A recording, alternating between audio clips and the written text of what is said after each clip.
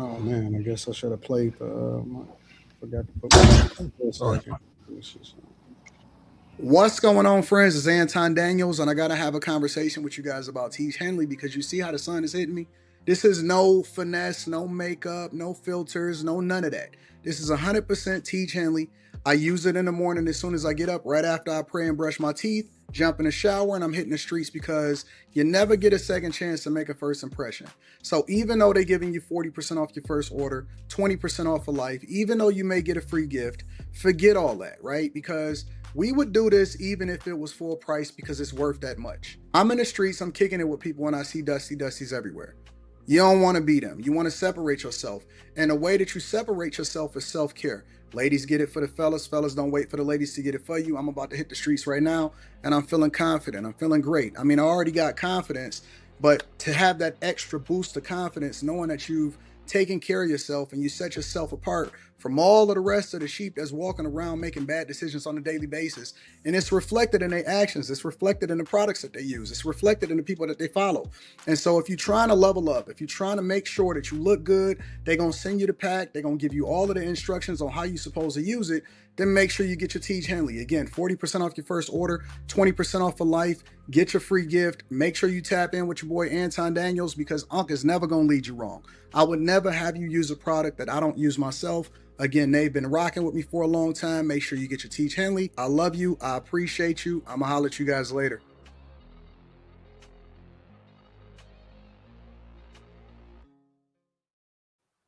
What's going on is Anton from AntonDaniels.com. I appreciate everybody for continuing to rock with us.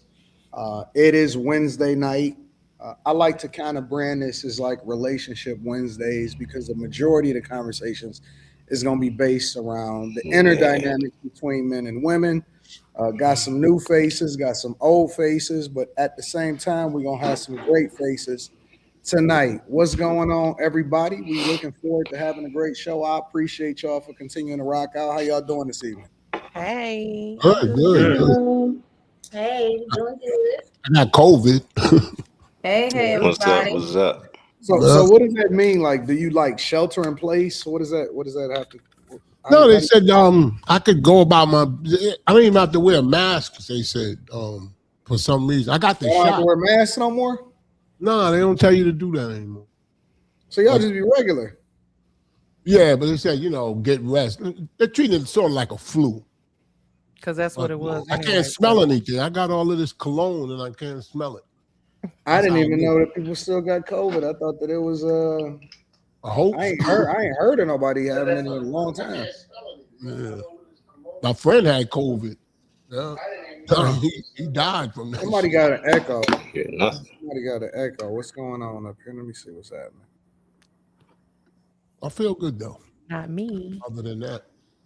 All right, that's what's up. So, well, we're going to go ahead and get popping with the show. I got a set of questions for y'all today, and then I'm going to weave in and out depending on what y'all answers are, and then we're going to also figure out if what y'all thoughts are on certain subjects or certain people coming in and out because they're having problems connecting, and then we got a couple more people coming in. All right, so let me play this first video. This is the icebreaker. And then I got another question lined up for y'all after that. Would you rather be a side chick to an NBA player or wife to an average man? No, it's a side chick. The side chick? You just know the expectations and it's more fun. Why everyone picking the side chick though? Because I think you could have more fun with the money, the experiences that they can offer. And so it's like if you know the expectations that are there for you, along with having the money and the experiences available to you, that's why. Would you rather be a side chick to an NBA player or a wife to an average man? Side chick to an NBA player, for Side sure. For sure, I'm married to an average man. I'm done with that. Why do you pick the side chick though? I'm fine because there's no commitment. You get all the fun, good dinners, nice hotels. It's fine. Side chick works. Would you rather deal with a married man that never tells you no, or your own man that tells you no 45% of the time? No, I'm dealing with the married man. Nah, I take the married dude. I'm sorry. I'm fucking with the married man. Married nigga. I'm sorry. Tell me yes. Everything. Oh, the married nigga. Yeah, give me him. I would deal with my man that tell me no because I'm going to beat him the fuck up. I'm taking the married guy because why am I with you? You keep saying no for. I want to go with the married guy. I don't like the word no, so A married man. Marry me. The married man. A married man. You're my little secret. My own guy that tell me no 45% of the time. a married man. Do a married man because 9 times out of 10 we sharing these niggas anyway. I mean, I guess I'm gonna have to take the married man. Like, I'm disgusted. Yeah. I like them. Hey, at least they're honest, but yeah, that was disappointing. That was turning me on. Honest and disgusting. They were all trash. Why are you disgusting, Mimi? Like I'm just not one of those people that feels like, I don't know, like a married man. You'd rather have someone else's husband and be a side chick. I'm Puerto Rican. I'm jealous. I need my man around me all the time. I'm not sharing like that. I would rather him be average than be a married man. No. Because there was 2 different questions there. The first question was, would you rather have an NBA player or a normal or a regular guy? And one of the women said, I'll take the NBA guy. I'm already married to him. I was shooketh when she said that. I was like, wait a minute. If my husband, and it was an old white woman, a regular, a regular age, I don't know, 30, 40-year-old white woman. And then the other question was, would you man rather that take says yes? Yes. The married guy tells you yes all the time. Your own man tells you no 45% of the time. 45% of the time is about what a man says no to anyway. Like, I thought the same thing when they said that. 65. Well, I'm not used to being told no ever, but I would take 45 and my own man than 100% yes from someone else's man. That I'm sorry. I don't know, Anton. You think everybody going, and I'm not going. So I'm just gotta stick with. Wait, he didn't say that. I always have been. No, he did say that. We had a whole conversation. Was it a week before last about it? He said everybody going. So I'm different. But I do think most men will take the married man. Women. I do think most women. The video proved that. Yeah, that and that's why I was a little bit disturbed because I'm like, wow, y'all sleeping with everybody's husband for real? Like that's because if you took it literally, these women would much rather have someone else's husband than their own man, and I don't believe that has anything to do with just him saying yes all the time. I think it has a lot to do with a lot of different stuff. Your camera is kind of low, so you got to pull your camera up. I don't understand why most women hate cheaters if they're willing to sleep with them anyway. Right. So what's the point of being not mad about a cheater? Is that the nature of a woman? Well, the real question is, are regular everyday guys really catching the bad end of the stick? Is the normal guy, is a cool dude, is the guy that's adding value, is the guy that work a regular job, come home every day, is there around, is he the person that's catching an L or no? Do you think that most normal guys that are in relationships actually catching an L? Not with them chicks, no. Not with those chicks at all. They winning if they're not dealing with them. Yeah, nobody wants them. But that's the thing though. Are they dealing with them? No. Yeah. I think so. Yeah. Unfortunately, yes, I think they are. Somebody getting them pregnant. I mean, I love my men that work a regular job, but I think majority of men do have it hard if they're average because most women think that they deserve more than what they're worth. You said you love your guy working a regular job? I said I love my guy and he works a regular job, but I think majority of women, they think that they deserve more than what they are. I think that older white lady, she had the experience to speak on it. She was like, I'm married to a regular guy. So she said it quick too. Yeah, like she's NBA bored. player. I think on both sides of the spectrum, I think everybody is overpricing themselves as far as for who or what they choose. You think guys are overpricing themselves? Okay. You said you do? I don't. We can't hear Agency, you. you said you think guys are overpricing themselves too? We can't hear you. Think, He thinking. He Oh. thinking.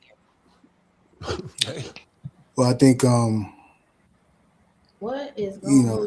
I guess when they try to chase the girls that they can't have, and then they try to shame them because they feel like you need to change your standards in some cases. But that's always the case. it comes to Guys are that always sometimes, trying to though. chase girls. Mhm. They're gonna I chase. think They're gonna chase sometimes whatever girl they can get. Yeah, that's why I the think they're not overpricing themselves. I think they're underpricing themselves in a lot of rule. ways. Agreed. Because they're just like so a lot of these guys are going for the girl, any girl that'll take them, which is pretty sad. It's a lot of But it's always been that way. men out here It's always been that way. underestimating. Dudes will get whatever. Anton says it all the time. Go where you celebrate it, not where you tolerate it. So, Right. But I don't think that. I think that a lot of guys. I think that a lot of regular. Because listen, 95, 98, 99% of us in this world are all regular. You know what I'm saying? I mean, we might be irregular or above in certain areas within our sphere, whether it be our city or our neighborhoods or whatever like that. But most of us is just regular, everyday people. You know what I'm saying? If you see 100 people walking down the street, 99 of them is living a regular life, right? Whether you a guy or you a girl. And so when you start to look at it from that lens, I do think that a lot of guys are kind of catching a bad end of the stick, and that I don't think that they'll ever be in a situation where it's enough. You know what I'm saying? I don't think that if you're a normal guy and you get into a relationship with a girl, and let's just say you maintain a status quo, that you just kind of stay even keeled all the way across the board, I think eventually women get dissatisfied. They get a little bit anxious. I think that it's gonna go bad for them. I don't think that you can stay regular for your whole life and not have it go bad for you. I do. You I said it agree. again? I agree. I don't agree. think that you as a guy Mm-hmm. can be regular for your entire life and not at some point have it go bad for you in a relationship. Okay, define not regular then. Yeah. But define not regular.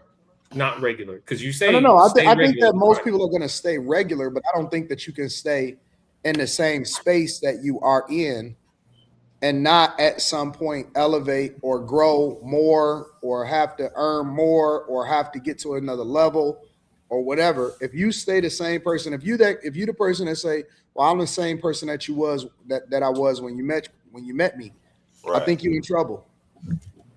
Yeah, that's true. That's fair.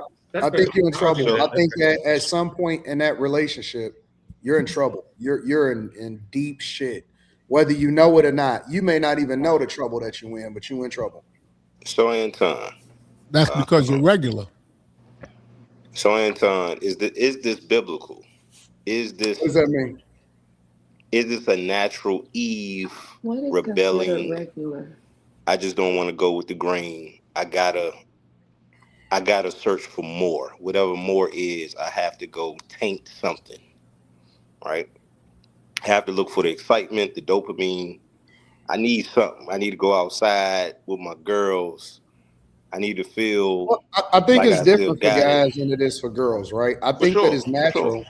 I think it's natural for the thing that guys chase in their life is not necessarily I need a better girl, I need this, I need that. As a matter of fact, I would make the argument that a guy wouldn't even need to upgrade the girl. He just if he's in that space mentally to where the women really matter that much, then he'll Right. just add to them. It's not that he got to get rid of one; he's just gonna add another one onto it, right? So he don't have to trade one in. He could just, all right, I'm gonna set this one onto the side, and I might deal with this one right on the other flip side, right?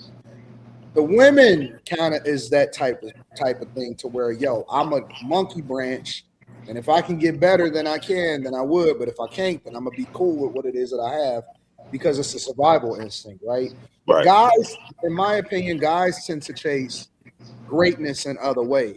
You know what I'm Right. saying? Like, we gonna always want more money. We gonna always want a faster car.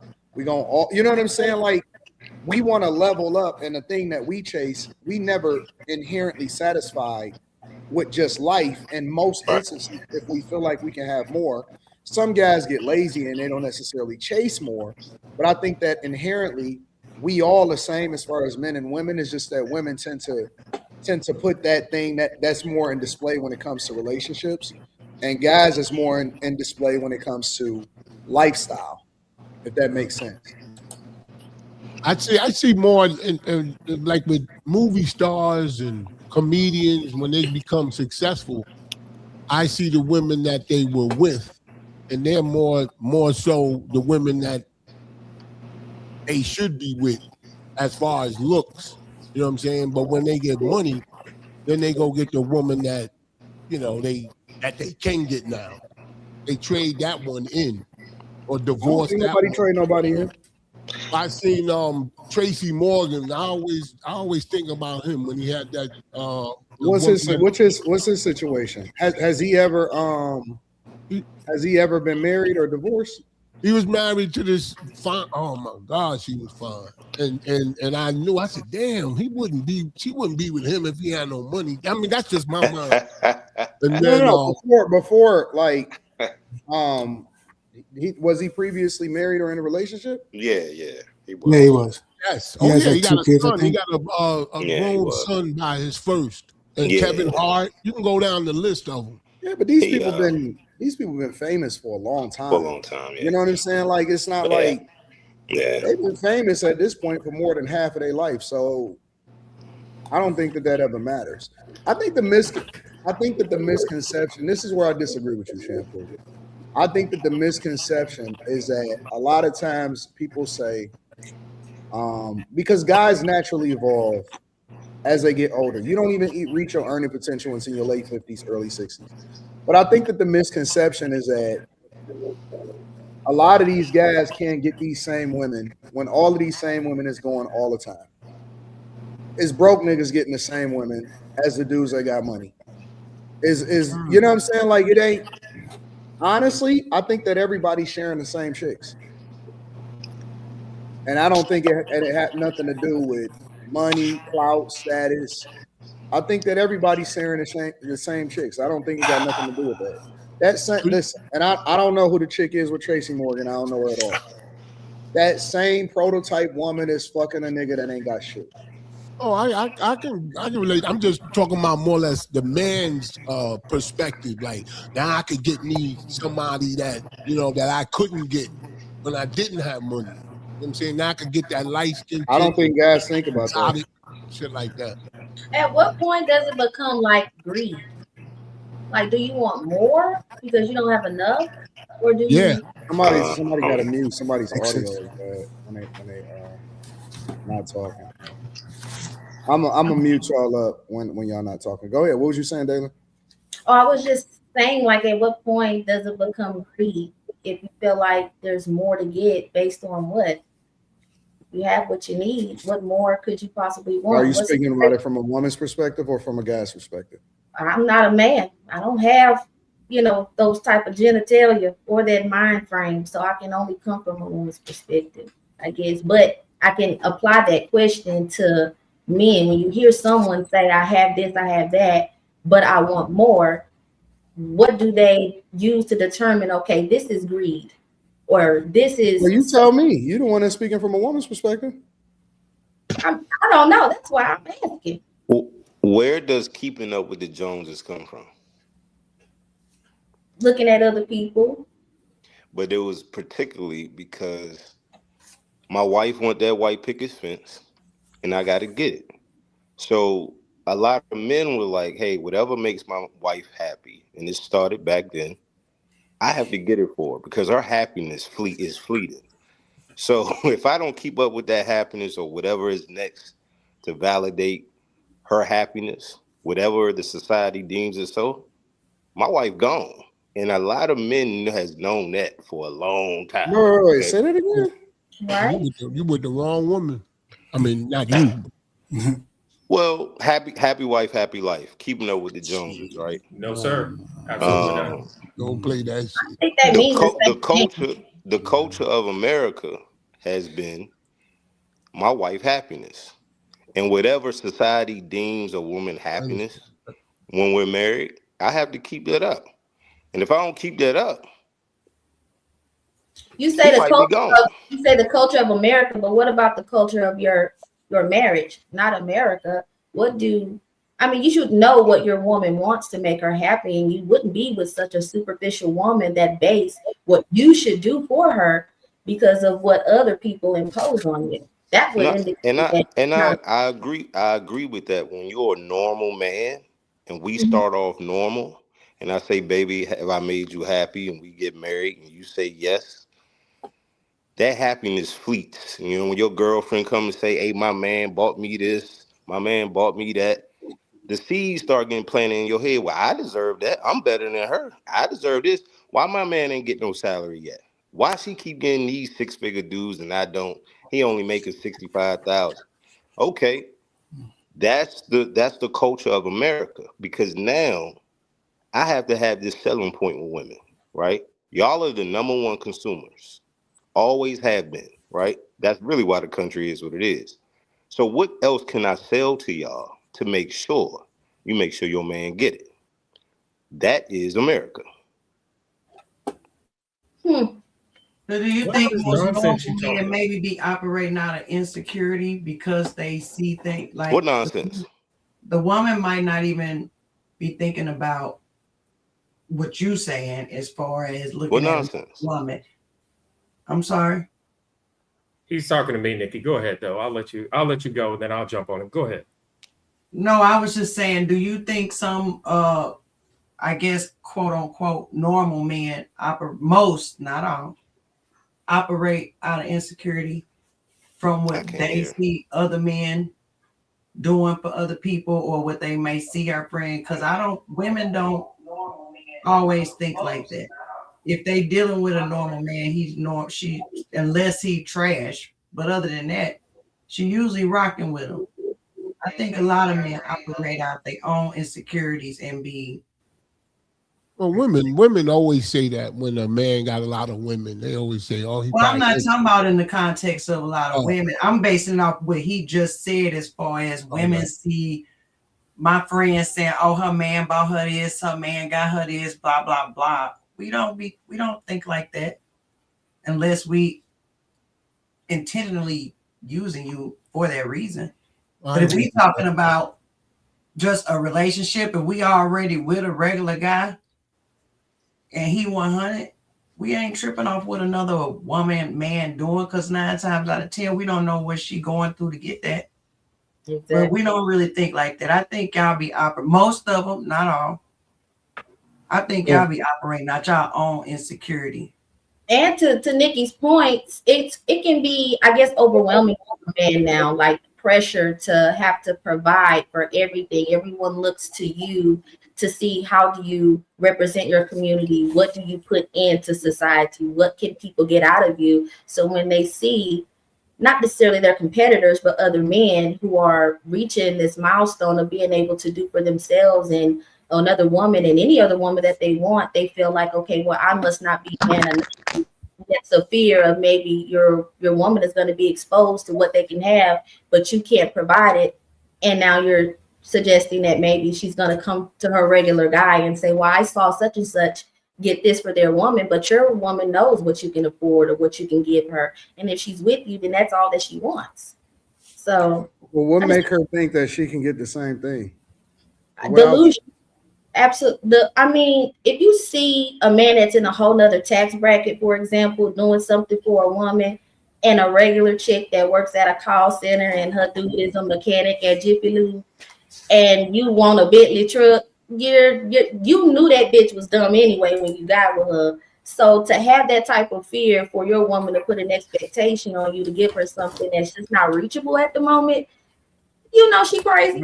I guess my question is, like, let's just say, for example, she looking at the other person, but what are women that delusional to where they actually believe that they can get a Bentley truck, though? Is what I'm saying. Not by the masses. It's a small group of women that really touch men's sexual appetite, and that's what they go towards. So when they get those women, then they find out what they really come with. It's like, damn, I can't. handle that. I can't handle you. I can't give you what you want. But there's I think women that are regular and They are might that. not. I think they do. I think they do because it's always in our face. People compare themselves to Cardi B and all of these celebrities, and they see the Instagram life and they start comparing themselves because they think that's real life. It's always in our face. So I think most women do think, well, they have it. I should have it. I should have it too. Oh, you know what? That's funny because when my wife watches a lot of those black shows, those them shows like not Tubi, but them type of I don't know, a lot of die and all that stuff. Anyway, when she watches those shows and I see the guys on there, and then you know what I'm saying, they in shape and young and you know what I'm saying, and I feel a little. I'm like, damn, I wonder if she really wants them niggas. Like, you know what I'm saying? Look. So you know, Isn't that an old joke? It doesn't make me feel insecure, but it, you know what I'm saying, it keeps you on your toes. We all saw the Chris Brown concert. Yeah, isn't that an old joke? We know though, y'all leaving for Chris.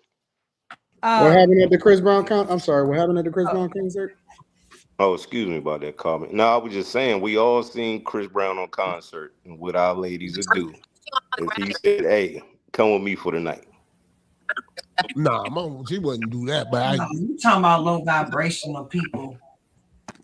If she goes, she can stay Most gone. regular people, That's most average people, not out here on no debauchery. I just don't. I don't believe it. If we just talking about everyday people, no. It's just like racism. Oh, yeah. Like, you know what I'm saying? Every day, I don't think racism is blatant as the news says. On every I'm saying the people I know. But here, okay, so this is what I'm saying though, right? Why do y'all use Chris Brown, for example, as an example? What makes y'all, if she's going, what makes y'all think she not going for another regular guy? Thank you. She will. I think Chris Brown just proves it. Yeah. I think that's why they use Chris Brown. And John down the street prove it too. Right. I mean, but we don't know John. Somebody that's way over We there. do. We know. Listen. All of our homeboys a lot of homeboys is a John. Like we know But him women every can single deny day. that though. They can deny John, but they can't deny what we see on social media, what they doing with Chris Brown. Yeah, but I'm just saying, in real life, regular guys knock them off every day. Is all I'm saying. And we see that more often than we can see it from Chris Brown. So it doesn't have anything to do with money all the time. It doesn't. I got you. I think that clout means way more than money, to be honest with you. Clout is way more impactful than money. How would that person get clout? How would John get clout? It don't. I mean, it's a lot of ways. It just depends. Like, You might be the local dope dealer, the local dope boy, the guy who got all the money in the hood. They typing their ass off. It just depends on different ways that people get clout. Niggas can get clout off of TikTok. I mean, like, you could just be the man in your city. You could be, you know what I'm saying? Like, you don't have to be no internationally famous person or anything like that. Like, I think a winner is just a winner. You know what I'm saying? And so I think that clout for a lot of people, especially women, clout men are becoming the new women too. So that's a whole nother conversation. But I think that clout is way more important than money. Way more important than money. Is clout validation? For the person that's seeking it? I mean, for the person that's trying to get with the other person that got it? Absolutely. No, not necessarily. Well, yeah, for the person that's trying to get the other person. Look. And who would make a move of validation more? Men or women? It never stops. That's what I'm saying though. Like, if you got it, it's not a big deal to you because you have it or you didn't had it for a while. You know what I'm saying? Yeah. But for the chick that's fucking for it, it never stops because she got to go home. She still got to go home. And I don't mind her going home. You know what I'm saying? I already had you. But that's what women like. Women like, you listen, let me break it down to you like this. because we making this more complicated than it is. I've seen chicks fuck the supervisor in whatever job that they in. Yeah, sure. That's a version of clout. Because he showcases a level of authority or power, or he's at a slightly higher level. He ain't gotta necessarily be, you know what I'm saying, him, the big dog, or whatever, so on and so forth. Chicks fuck the supervisor all the time. So basically, they fuck the team leader. It ain't even gotta be a supervisor. Facts. So they're not necessarily getting no money from him. Like, he ain't got too much more than the other nigga that was sitting in there. He came in the same way as the other dude. Bro, go in any plant. Go in any plant, go in any warehouse. Everybody is fucking everybody, and it's a hierarchy based off of who got the clout. Facts. Niggas, people, it's so rampant. That's why I say it's so real in real life. It's so rampant in regular jobs that, bro, the Amazon warehouse, the auto plants, all of that shit is just like high school, bro. Yep. It is just like high school. It is no different than high school, dog. Like, it's a lot of arguing, it's a lot of fighting, it's a lot of clout chasing. Yep. You know what I'm saying? Niggas get fresh and they work hookups just to be fresh at the job. Chicks get their hair done just to be fresh at the job because they know that that's the place where everybody is going to notice them. Like, the clout is still the same in there.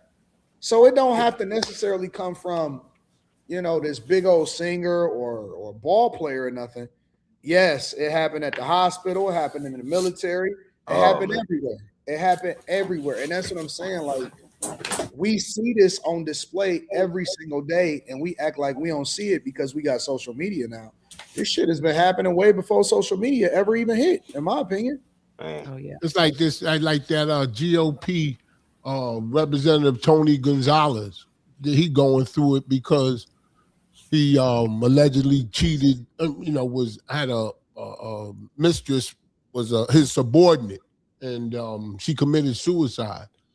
Now, me personally, if I'm married and I'm cheating with a subordinate, and she commits suicide, it would make my ego bigger that she killed herself over me. That is not funny, Shambles. Y'all, I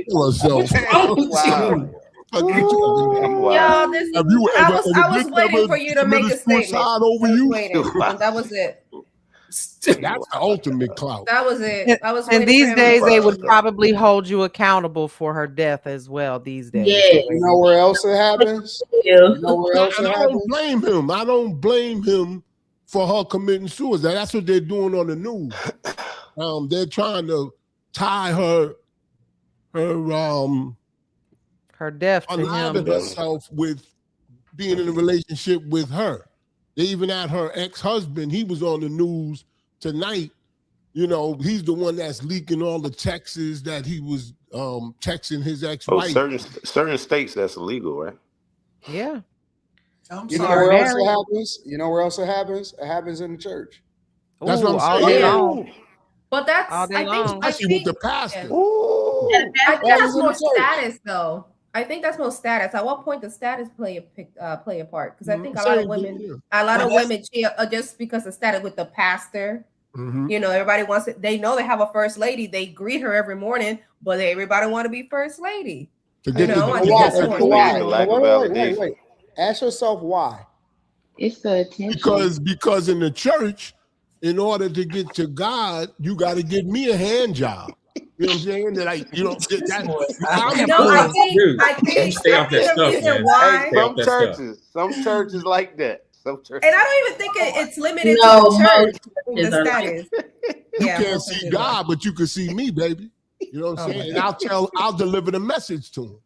Because women are attracted to money, power, and something else I can't say. So men in the church have power because they manipulate everybody in the church and then rob them before they leave. That's why I'm agency. Your camera is like, your camera's crazy, bro. Camera's crazy. Your camera is on. Is weird, bro. He looked like a murderer. It's on. But my point is that while it You're like exists somebody that'll in so rob many you. different forms, it exists in every workplace and every social hierarchy. It probably exists in a nursing home for all I know. Oh yeah, they be getting it in the nursing home. Yeah, But that's what I'm saying. Like, for whatever reason, y'all think that these women. I think that the internet got everything fucked up because it makes people think that they actually have a chance or that they should be with it, that they at the level of like, oh, okay, I'm gonna get with the big guy, the most famous guy. It don't have to be that. It could be happening right in your backyard or right at your plant or right at the post office or whatever. Like, it happened every single place. And that's what I'm saying. I think that normal guys in most instances, they catch L's. Regular everyday people catch L's every day because regular everyday people is clout chasing with regular everyday people. And nice guys finish last. You So know, what are we doing? Agency, you good, bro? Nah, we don't need him. I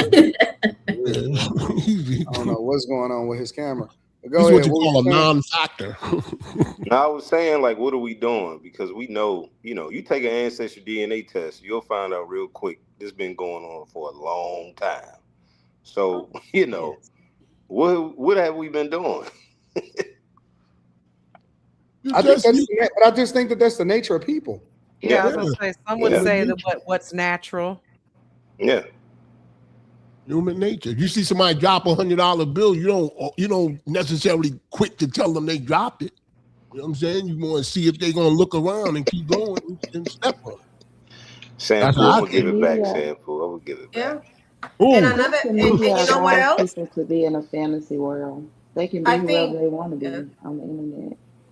And another thing, I think a lot of women, once they found that one example, that one exception, the rag to riches story, they all think they can be like that. Yeah, the internet. Just like Meghan Markle. Everybody thought when Meghan Markle bagged the prince, I can bag a prince. No, you can't. You ain't Meghan Markle. But Meghan did it. You ain't Meghan Markle. Over 40, divorce, black. It's like, I bagged me a prince. She kind of got a point because a lot of people have came up from social media just from posting one thing. The Hawk Twa girl, the girl that's on tour right now. So many different people. Look at what's his name, the fat dude, Drewski. So people are putting themselves out there on the internet and they up millions of dollars in no time. So when people see that people are getting pretty much successful off of doing everyday things that they themselves are doing, it's like every day is a performance for the internet and social media, like an audition. This is my take, cut my check, so it consumes you and people lose sight of what's real in reality. And it is a sickness. To Anton's point, people are addicted to their phones and they're just blind. So why do y'all keep using the people term? Care more about lifestyle. Like people are chasing a lifestyle, they're chasing a dream. I think that a lot of women want to be in the spotlight. They want to be famous. They want to be with the famous person. They want to walk in a room and they want everybody to acknowledge them and look at them as the big dog in the room and all of that. And I think that that's more important. I think that that's way more important for a lot of people than actually just living a normal life. I don't think that most people are satisfied. I think women more so than men. I think so. Like if I had to look for a girl now, you would have to do something. They're hard now. They're not soft like they used to be. They're hard because of the internet and looking at this, like you said, Cardi B and all this stuff. So they be hard because the dudes are soft. Dudes today are soft. So the women are hard. The women seem hard because the dudes they soft. What do you mean by soft? What do I mean by soft? I mean, come on. Look at these dudes nowadays. All these dudes walking around, basically dressed like girls, walk like girls. Yeah, I knew he was going to say that. No, that's true. That is true. We got your back, Rick. I agree with you. That's true. I agree too. And it don't even it don't even have to be the dress. Everybody want to be a rapper nowadays. I live in Atlanta. Every other they just because they can make 2 words rhyme, everybody think they're Tupac. Why you don't agree, Shampoo? Because if you don't agree with that statement, you defending it. What you No, because it ain't about the dress. They be in regular clothes. They raised by their mamas. That's why they soft. I think he's like behavior. That's why they begging and crying. I They don't want you to take them out on dates. They want you to pay the bill. They don't want to pay no bill. And then they wonder why you turn into this masculine energy, and it's like, dude, because I'm dealing with a female. It's like an ultrasound, you know. It's a girl. Like what? We got too many men trying to compete with what It's just a pride. Like, yeah.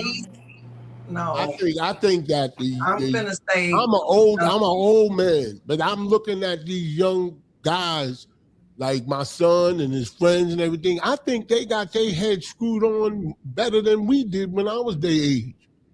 They got a different. They're not soft. I know what you're saying about them dressing like girls, but that's the style. Ain't no butt. That's not ain't no butts to have your fingernails. That's the polished. style. Don't okay that. Don't do that. That's the style. You are absolutely out of control right in now. order to be, wait, let me just think of we talk over each other. It's like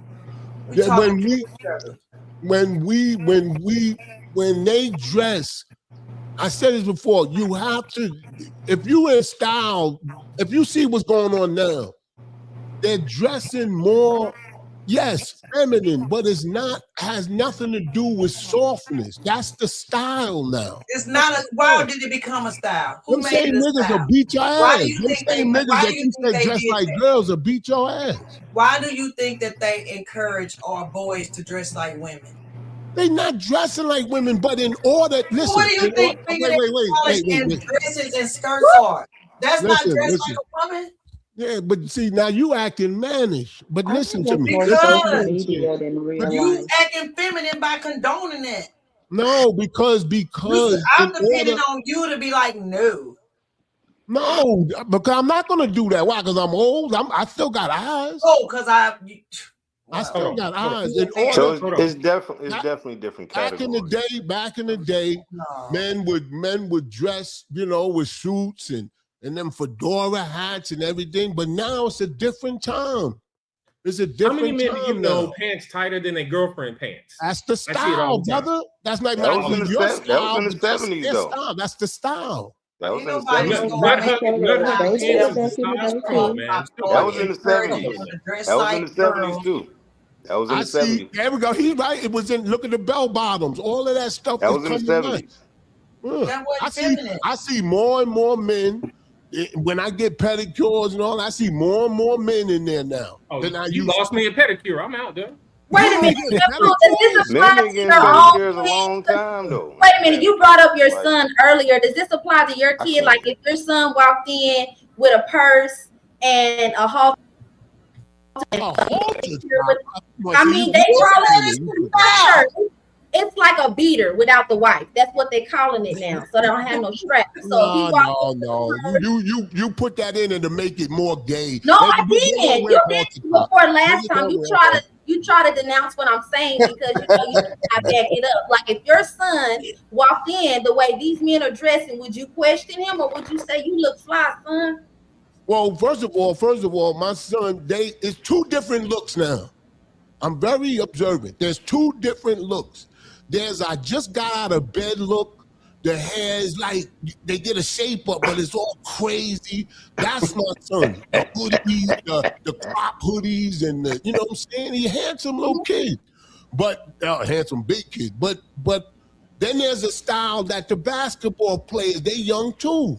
You know what I'm saying? They're getting off the bus with the barrel Louis and this and that and the shoes and those brand deals that they're doing that. Like it could be for optics, like they're pushing something. We're talking about regular ass people that don't have regular ass people.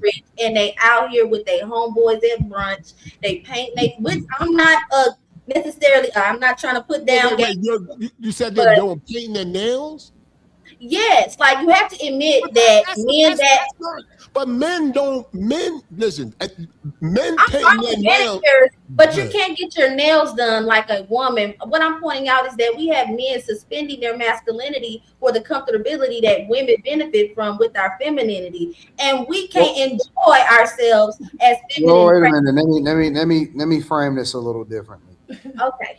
Is masculinity only in the way that a man dress, or is it in how he operates in his household? No, there's no only. Oh, It's a it could be both, component. but that's you see that visually. You see You can't like how you dress is how you want to be addressed. So if you walk up to me as a man in a skirt and pigtails or something and French tips, I'm not gonna take you seriously. Well, no. I'm not Was just Prince talking about just the masculine? look. I'm also talking about, what women are attracted to, or if a relationship dissolves because of a guy kind of bending to the will of a woman inside of his household. It will. It definitely dissolves because I don't know what that looks like. You don't? It Okay, dissolves. so wait. And I So will- before we jump into the super chats or anything like that, let me play a video really quickly, and then I want to get your thoughts because I queued this up just in case y'all broach this conversation, because this kind of aligns with what we talking about or what we was talking about earlier. The worst marriage advice I've ever heard in my life has come from basically every married guy that I've spoken to over the age of 40. If you ask a man above the age of 40 what his best marriage advice is, the words he will utter to you are the literal cause of the divorce problem in the United States. We have a 50% divorce rate in the US, and it's because of men's best advice for marriage. Well, my boy, this is how you maintain a good marriage. Happy wife, happy life. Fuck that. When a woman falls in love with you, she falls in love with the most independent, masculine version of you.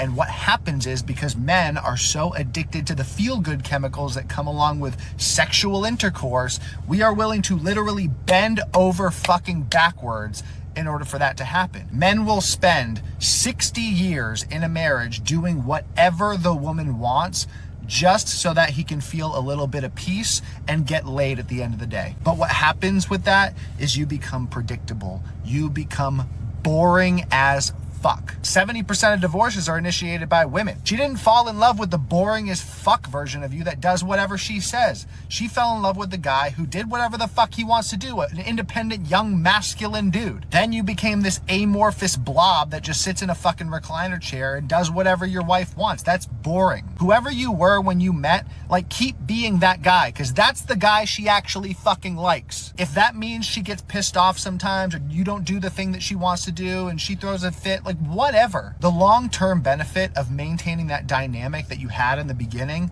that is going to be what actually keeps things going. So if anybody tells you to do whatever the fuck your wife says, happy wife, happy life, always just say, yes, dear. Fuck that. Don't listen. Yep. Boy, man, I agree with everything he said. Yep.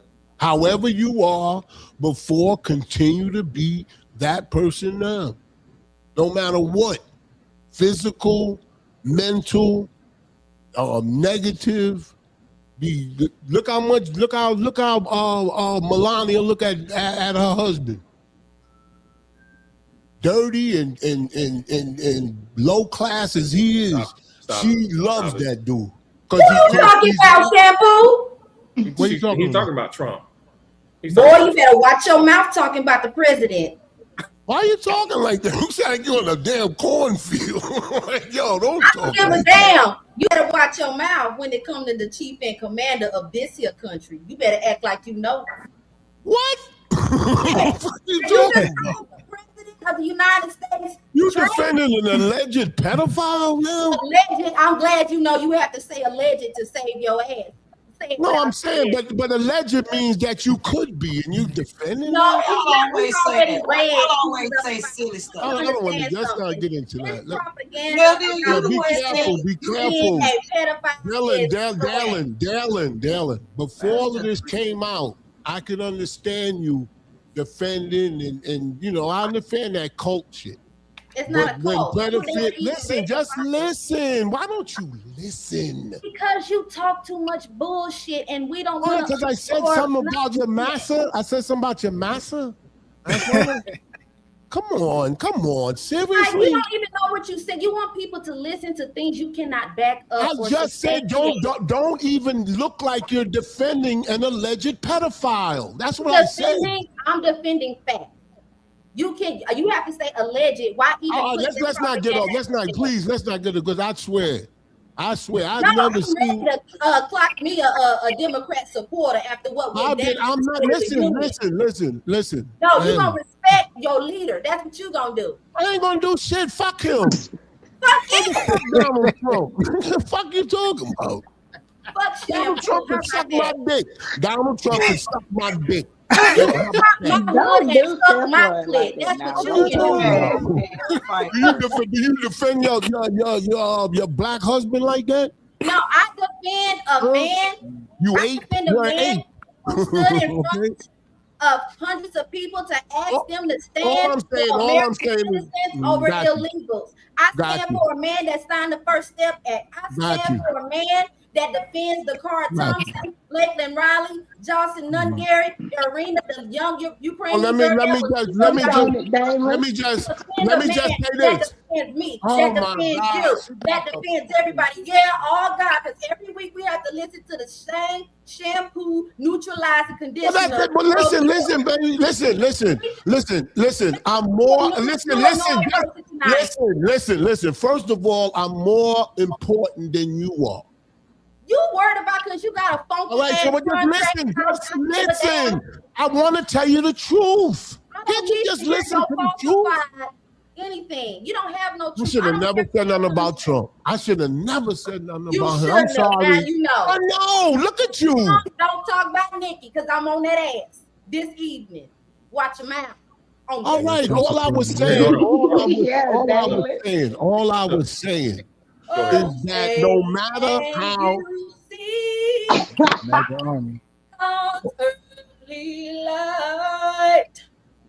damn, if you ever knew what a coon was and you didn't, there you go, right there. You know what a coon is. You are I'm talking to one.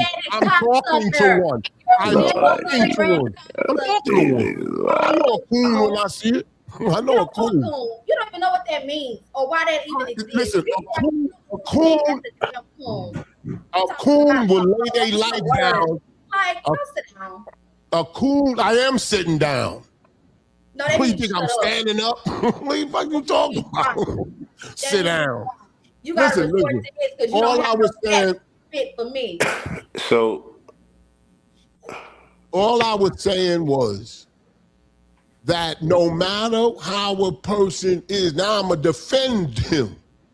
He doesn't seem that he changed for his wife. He doesn't seem like the type of person that would say happy wife, happy life. That's all I'm saying. So I'm really complimenting his dumb ass. So that's what I'm saying. Stay the same when you not your wife really is. I'm the same person 30 years ago that I am now with my wife. I don't let her voice go a certain length. I'm gonna shut it down. And yeah, like that guy said, she gets pissed sometimes, but she'll get over it. Agreed. Agreed. I can't believe I'm agreeing with Shampoo, but I agree. Well, because it's the truth. If you're a damn, I don't want to say it because y'all gonna start screaming. But stop blaming the abuser. If the woman is comfortable in that relationship, leave it alone. No, don't try to call her up and say, girl, you better get away from that dude. He shouldn't be putting his hands on you, because that same girl will fuck him too. She want a nigga like that. So just, you know what I'm saying? Just relax. And that happy life, happy wife shit is dead. That shit is crazy. My father said, don't ever play that dumb shit. Okay, I don't know about the abuse. In order to have a happy marriage, you have to be in charge. As a man, you gotta not like I'm in charge, not like that, but you gotta take a stand. You can't sit in no rocking chair and say, "Oh yeah, baby, it's okay." Yeah, so, nah, she don't like that. Look at that white lady that said, "Oh, I want an NBA player." She said that shit so quick because she's bored. She's bored. If her husband knock upside her head, she'll make her damn. She'll be so wet she couldn't sit down. Man, do you know? I'm gonna give you some. I'm gonna give you some real.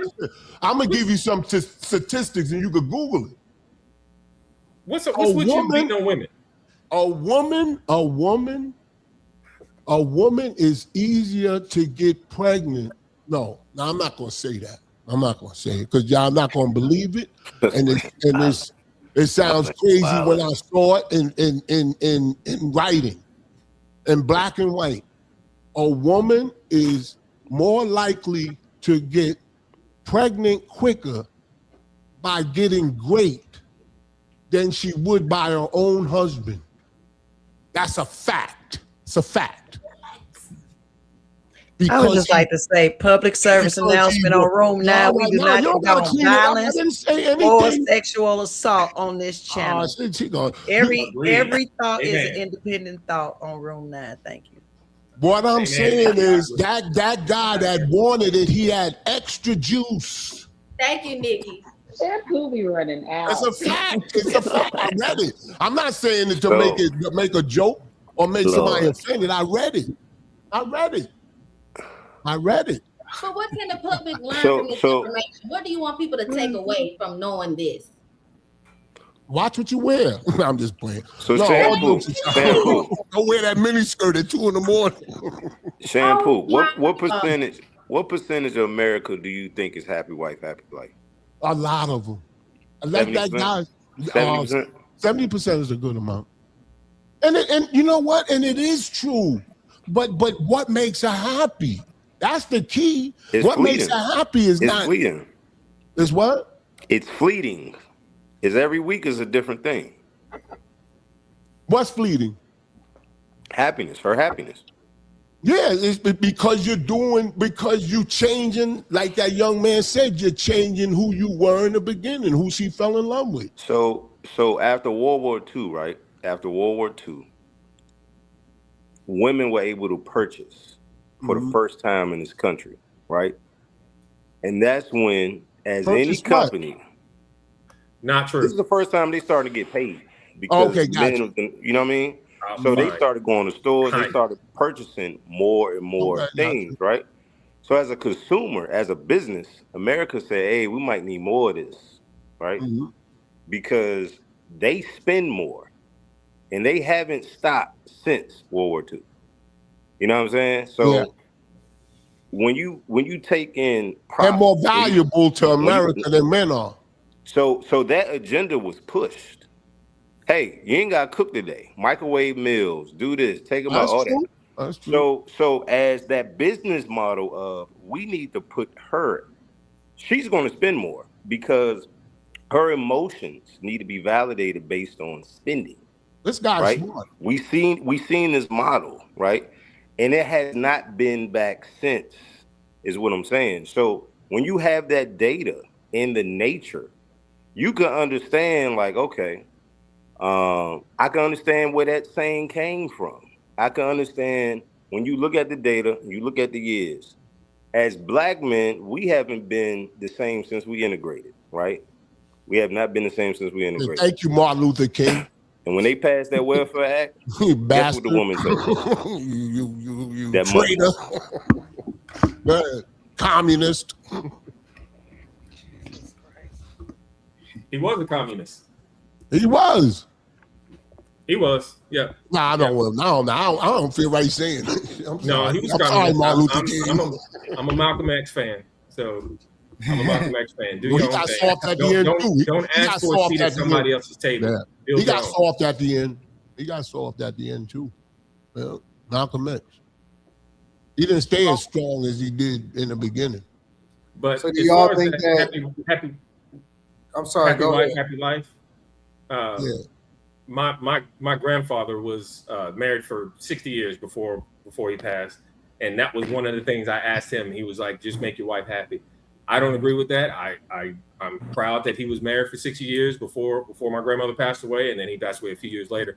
But yeah, I don't subscribe to that. But was she happy? It worked. It might work in some marriages. To me, it didn't seem that way. Oh, okay. To me, it didn't seem that way. No, that's a really great point, because what you basically saying is that just because people have been married for a long time, because a lot of times we hang our hat on the idea that people have been in a relationship or married for a long time. But just because they've been married for a long time does not necessarily mean that that's true. They were successfully married. That's true. Right? That's true. So that's a part of the conversation. You got to be unpredictable too. Unpredictable don't have everything to do with money. You got to be, don't be so predictable. You know what I'm saying? No, but I don't want to. I don't want to say you cheating. Make her think you cheating. Like, you know what I'm saying? Like make it up. I can't stand you. Fool. Look, so here's the deal. I'm not going to say that he. But I don't want to think you cheating. What? But I'm not gonna act like it don't make women feel a certain kind of way, or it makes them wet when they know, when they think you're cheating. It gets their adrenaline going. Who that? It depends on what woman you're with, because it could get her murderous instincts going. Yeah. I was looking up medical insurance, and my wife was like, "Who down the phone?" Like, you know, Is something wrong with YouTube? Y'all keep dropping in and dropping out. What is going on? It's the agency headquarters. They probably on their phone. Yeah, it's I think it's y'all. It must be y'all Wi-Fi connection. Y'all got people in y'all house on Wi-Fi doing shit they ain't supposed to do. My computer went dead. I had to switch to a whole nother computer. No, so it was her. It was me.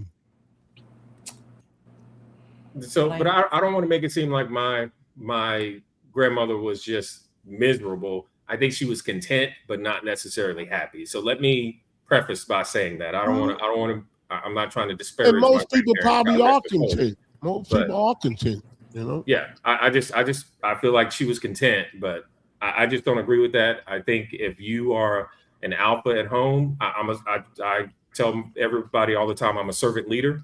I lead my household. I serve my family.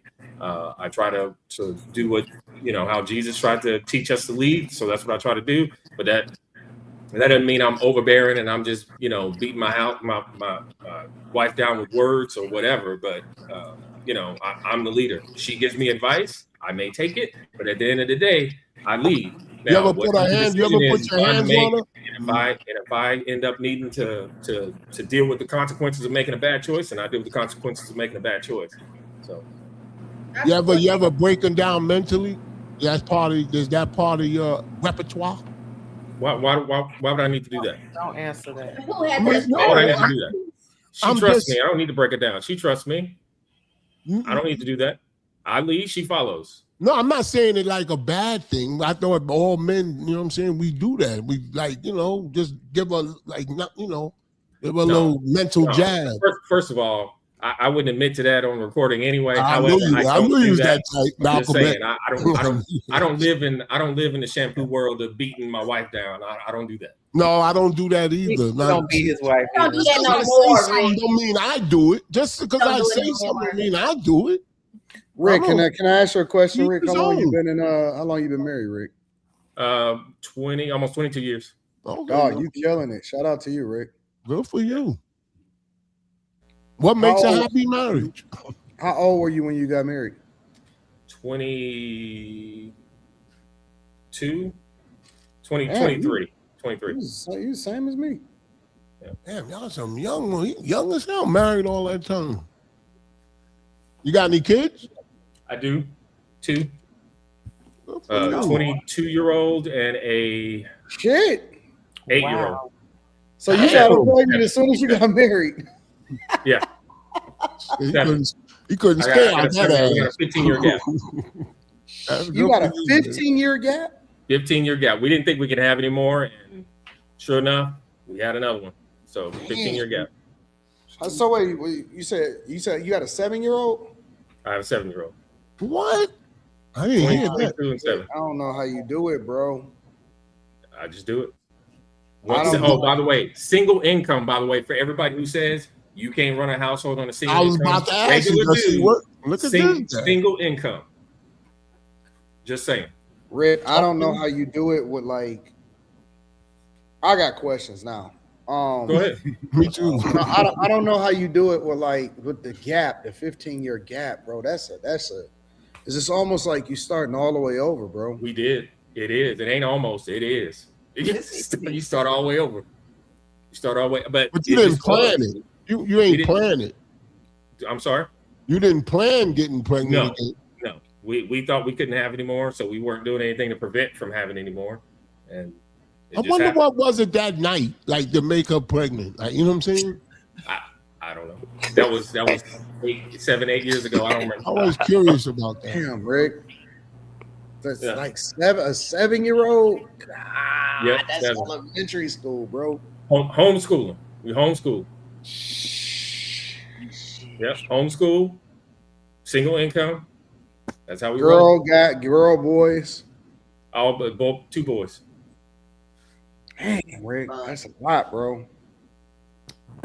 I'll make it work. Let me ask you a question. Go ahead. No, y'all Wi-Fi is kicking y'all ass. I don't know what's going on over here. I know who it is. I know who it is, Anton. I gotta tell y'all people to get off the internet. It probably is. You over there? You good, Destin? His name Destin. Oh, it might. Oh, he got him on mute. I think he froze. He's frozen. Can you hear me? Yeah, we can hear you now, big dog. Yeah, it goes in and out. I don't know why. Rick, I guess my thing that I'm asking is like, would you recommend people to have a kid today, considering that all of the climate and everything that's happening in society, the overwhelming social media presence, all of that type of stuff? Because you're saying that you homeschooling now. Would you, let's say, for example, you was to get married today and you're 23 years old, would you have a kid today? Yes, but I would keep them out of public school as a number one thing. Probably homeschool. Keep them off social media. My 7-year-old is not on social media at all. Not even a little bit. And then I have my own. I'm an IT guy, so I set up my own media server at my house, and so the content that he watches is content that I made available for him, and most of it's old stuff that I watched when I was a kid. So yeah, you just have to control the environment as best you can, and then just try to train them up to know, right from wrong, because the world will not teach them. They'll teach them the exact opposite. So, and looking at my 22-year-old versus my 7-year-old, and we're raising them differently. My 22 went to public school for the most part until high school, and I if I knew then what I know now, he never would have went to public school. Yeah, really, it was a raw deal. Wow, what is it about public school you don't like? You know what you are? You're a real man. Like, you know what I'm saying? You somebody to look up to. For real. Why would you say that? Why you say you wouldn't have had him go to public school? Well, so the teachers, and I'm gonna say this from somebody who used to work in public school, again, an IT guy, but there are not enough teachers, my opinion, it's just an opinion, there are not enough teachers that care. As somebody who worked there, who tried to be, engaged, wanted to make sure I knew what was going on. If his grades started to slip, I knew what type of student I had. I knew my son was not a B student. So when he got a B, I would go up there and talk to the teachers. They didn't really care. I would say, hey, let me work with you. Tell me what you're working on. I'll reinforce it at home. I got no communication back. So yeah, my experience, I wouldn't do it. So I mean, they're letting anybody be a teacher these days. And when you consider all the components between the teachers that do care are not respected, they're put in harm's way. A lot of students, especially high school students, have too much access to things, too much freedom.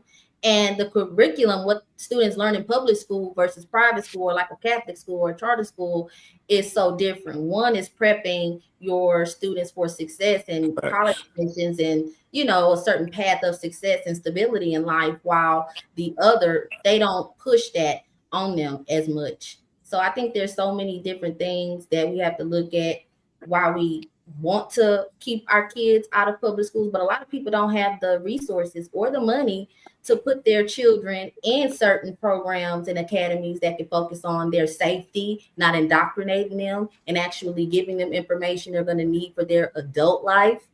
Homeschool. And what I was going to mention that too. What homeschooling is tricky because a lot of parents are not qualified to homeschool their kids. He qualified. You could tell he qualified. Stop. Hold on. Don't say you're not qualified to teach an elementary school student or a middle school student. Now, when you get to high school, I can see that you might need to bring in some extra resources. Well, Dale, she's not qualified.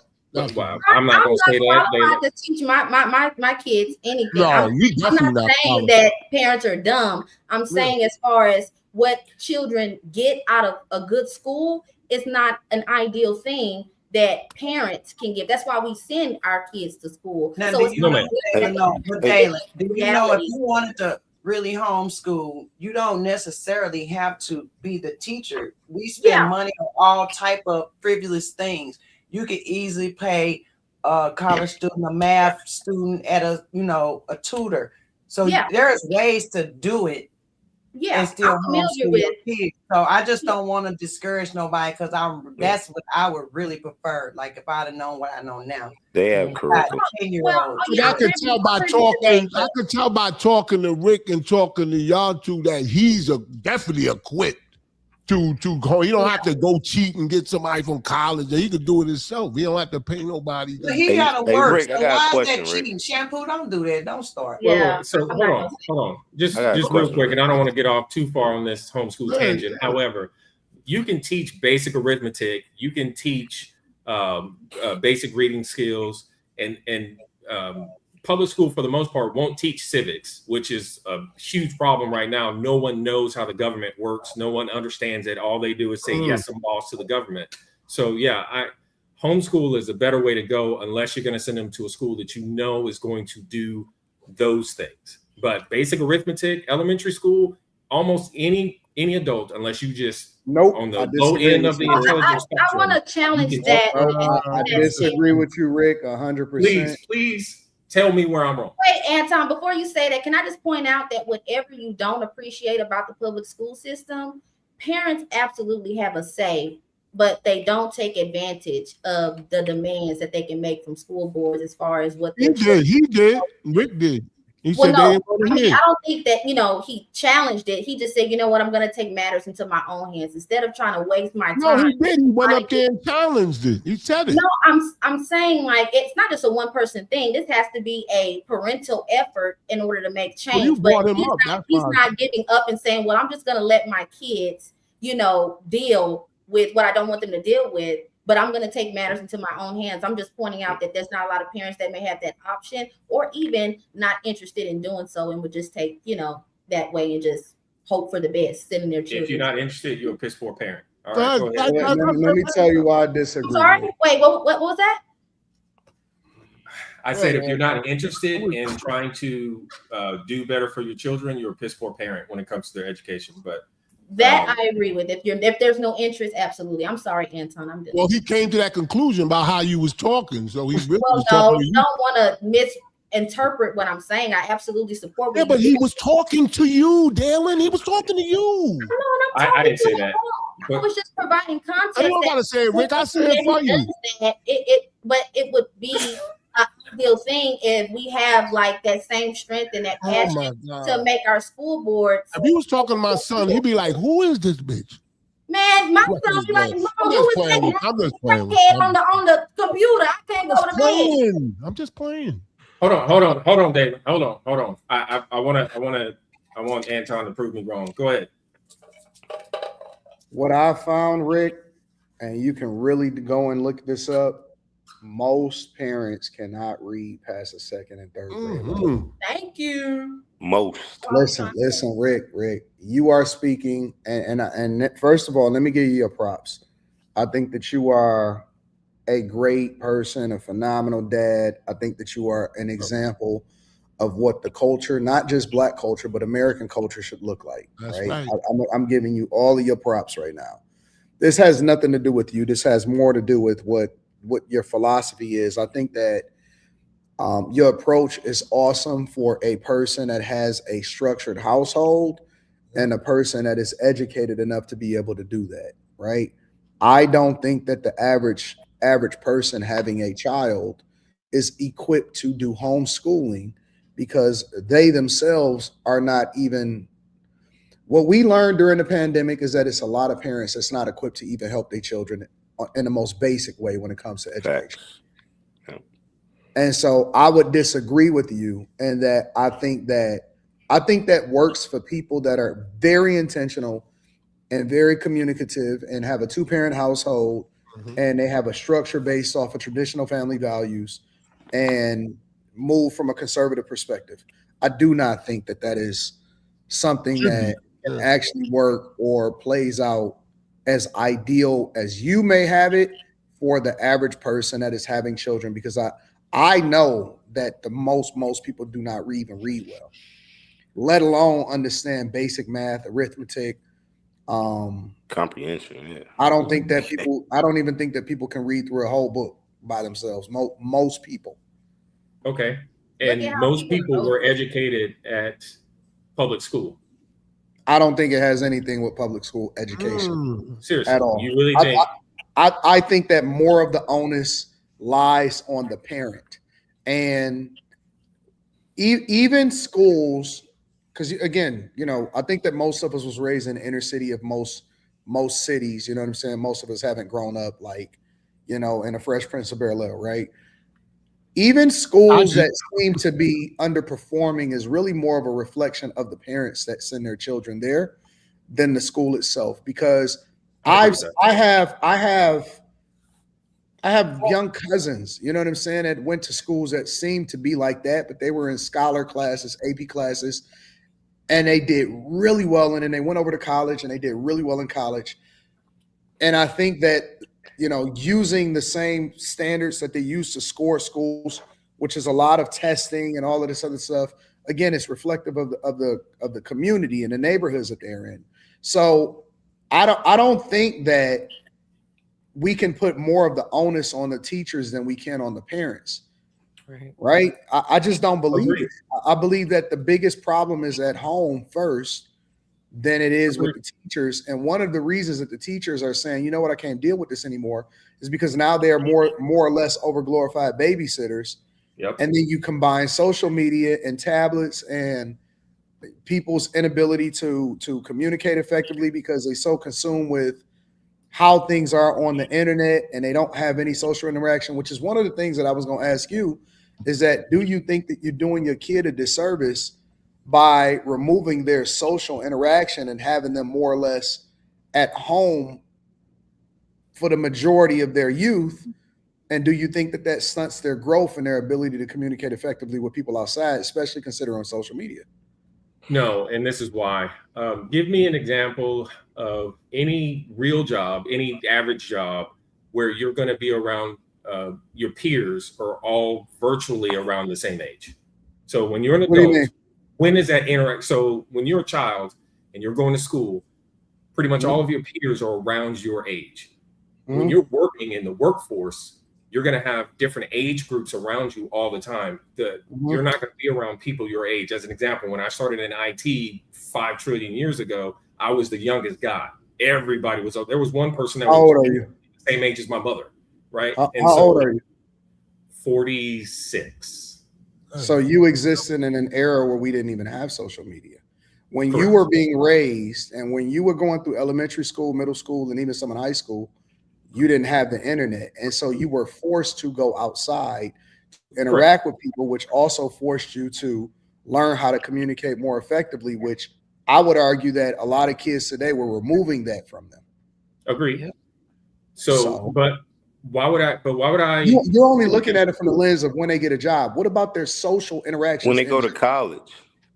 What about their ability to speak and communicate and deal with people and problem solve and all of the things that it takes for you to be a good human being, not just what it takes for you to earn a living. Right. I get what you're saying. He's around adults, his mother and I, he's around adults more often than not. So his vocabulary is that closer to an adult than a 7-year-old. right? So when he speaks, he still has the timbre, you know, the tone of his voice is still that of a 7-year-old, but his vocabulary is not that of a 7-year-old. But Right? how So his often is he vocabulary level. interacting with other 7-year-olds and 8-year-olds and having, because listen, you're talking about vocabulary, you're talking about communication, you're talking about all of that. What about if somebody come up to him and push him down? How does he deal with that? Like, you can't, there's life lessons that come with dealing with life in its organic way from people and peers and interactions and socials and all of that you can't teach him being at Correct. home. Right. And so the interaction that he gets from us is with the church. So we're highly involved at the church. And so he's highly involved in the children's program at church as well. So he has interactions with kids there, he has invites to kids parties and all that kind of stuff, different programs. So that's where he interacts with kids closer to his own age. That's how we get that particular interaction with him. Fair enough. I'm not telling you how you should raise your kid. I'm just posing other questions. I don't think that people consider socially when it comes to homeschooling. I don't think that people take all of the other side of it into consideration also. That's all I'm saying. I just don't agree with the idea that real life, and again, yes, we are talking about earning a living, but we're also talking about interacting with other adults in the world, right? Mm-hmm. If you learn that lesson, as an example, one of the big things I taught both my boys very early was when you shake a man's hand, you're shaking a man's hand. So you need to make sure it's firm. You look him in the eye and you say your name very clearly and with authority, right? So that has nothing to do with you teach them that whether they go to public school or whether they be in homeschool, regardless. I know a whole bunch of guys that don't know how to shake a hand. I understand that, but what I'm saying is you would teach him that regardless of whether you were homeschooling him or not. Agree. Right? Agree. So that's a null point in this conversation. Something's telling me that his homeschooling, did your homeschooling wanting to do that has something to do, you said with the public schools, does it have anything to do with the gay, like the indoctrination, however you say it? That's why I'm homeschool people. It's all of it. The education, all of that. So I learned with my oldest son that when he went, there are things that I learned when I was in school that he didn't learn. And then the things that he was learning, as in math, and they're doing, I forget what they call it, the new math. I forget what they call it. That makes absolutely no sense.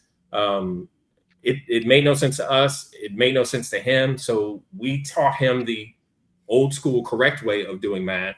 And then, of course, they didn't want to accept that. So anyway, all that being said, do you teach your 7-year-old how to fight and all of that stuff? Or that's really not important. I mean, we do tussle, and his older brother is still at home because he just finished school.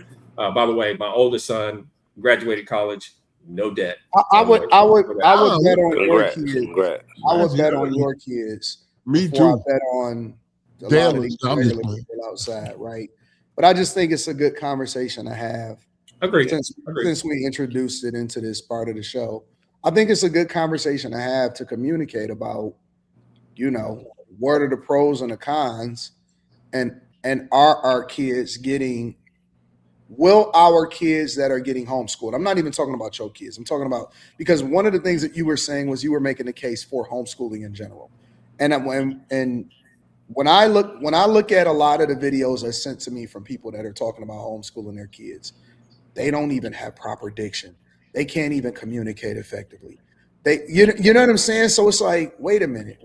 If Rick is telling me that he homeschools his kids based off of the foundation that he shared with us today, versus homegirl over here that's saying that she homeschooling her kids, and she might be doing it just because it's a trend. I'm not really sure if everybody is built to homeschool their kids.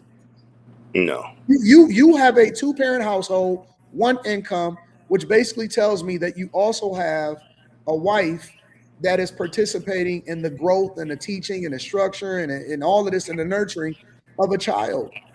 That's not normal today. No, that's not the norm. No. It's not normal. I get it. Now, I would advocate for homes, because I know what you're saying, Anton, everybody is not qualified to do it. That's why I brought up earlier.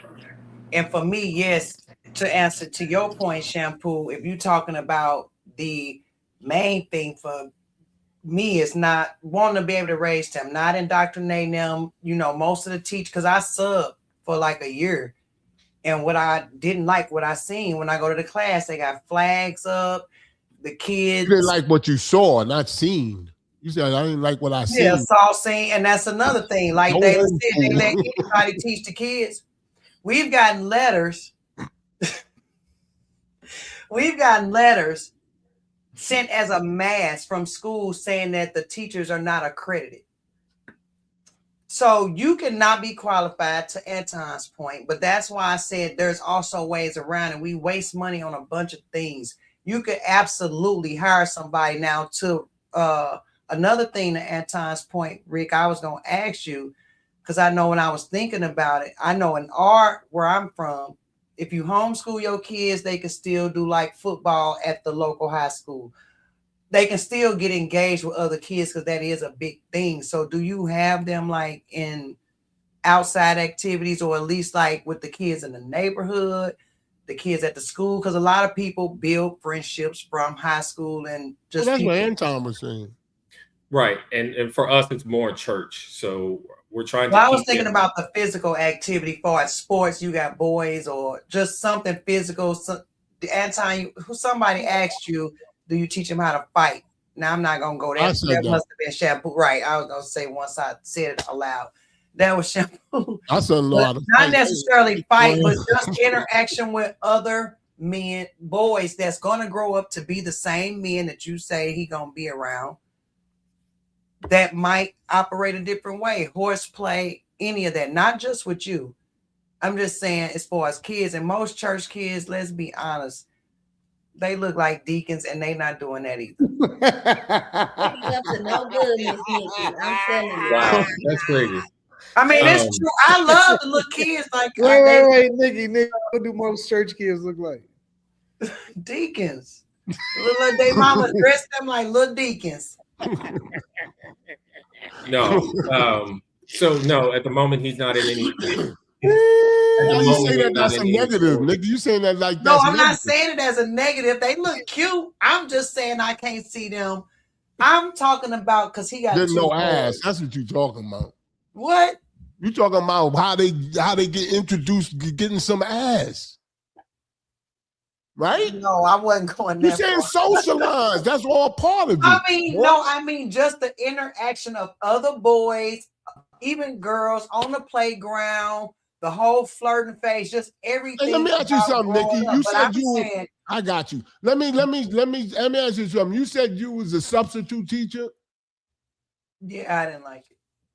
Yeah, but what makes a sub? Like they weren't as good to be a regular teacher? Or no, a sub is the person that shows up when the teacher don't feel like that's what I'm saying. So then but you gotta have a certain amount of credit hours in college. And not as much as a real teacher. Right, So you don't have to have all. A lot of subs are the teacher leave the plan, she leave all the lessons, she leave all that for you to do, and you basically just there watching her class. I just think that is value in seeing all parts of life as a young kid. I think that, and I know Rick probably gonna disagree with this, but I was raised in a church, but I was also having to deal with the neighborhood kids because I was raised in the hood just like everybody else. I was raised in the hood. I get it. And getting into fights on the basketball court and all of that stuff. And I'm pretty sure that you probably experienced some of the same thing when you was raised. And I'm just wondering if we are becoming too like it's a tale of two extremes. You got the kids that's just completely disconnected, and they probably just gonna fall by the wayside. The no child left behind kids, right? And then you got the kids that we're overcompensating for, and we're completely removing them from the same social interactions and protecting them from the thing that gave us our character when we were growing up, and we don't have balance. And I'm just wondering, and again, this is not in reference to your kids, but I'm wondering when it comes to homeschooling in general, are we giving our children enough balance that's going to allow for them to have that when they grow up and become adults, because they may be smart as hell and get good jobs, but I'm wondering, will they be able to develop the same character that'll allow for them to navigate through the world the way that we're able to navigate through the world successfully? That could be a trade-off. There could be a trade-off. Like, you know what I'm saying? Like, maybe that's not as important as the education. You know what I'm saying? Well, I know what you're saying, Anton, but it could be like a trade-off. Like, maybe, you know what I'm saying? There is going to be a trade-off. I mean, there's just no way around it. However, I one of the things I try to make sure I'm instilling in my son is the ability to problem solve. That's one thing that I noticed with my oldest when he was in public school. He didn't have problem solving skills. I had to work with him on that. And so I do that with my little one. We build things. I built a greenhouse. He was out there helping me. I said, hey, son, hand me the speed square. He would hand me the speed square. I said, okay, here's the screw gun. Go ahead and screw this in. So he's learning with me how to do things and problem solve. Yes, correct, Anton. I would do that regardless of whether or not he was in public school or not. However, since he's not in public school, I have the opportunity to do that even more, right? And so he does a lot of things with me The that 7-year-old? he otherwise wouldn't have the opportunity to do, because he would spend 8 hours a day at school and then another hour or two doing homework, so on and so forth. So as of right now, that's kind of how we're rolling. As far as sports, he's not going into sports at the moment. However, he can't do contact sports, medical issue. So contact sports are out. But I like to shoot, and so. Wait, what happened? You said he contact sports out because of what? He has a medical issue. He was born with a medical issue, and so he can't. Contact sports are out. But nonetheless, I like to shoot, and so once he's old enough to go to the range with me, that might be something he might be interested. I'll introduce him to it. If he's interested in it, he could be a competitive shooter, and that'll be another way for him to get some physical activity and meet other people, so on and so forth. So I have plans. We'll see what he's interested in as far as sports and all that kind of stuff. Would you love him less if he turns out to be gay? Okay. Why would I love my child less? No, I'm just asking. I got friends of mine. I asked them that question. But hell no, I wouldn't. You know what? I think Rick's kids are going to be just fine. Rick's kids are going to be just fine for one reason. You don't know that. You don't know that. His kids are not being raised by the internet. And see, me and him are along the same age. Me and Anton are along the same age. We were that era where there was no internet, and then the internet was here, and then it's gotten to what it is now.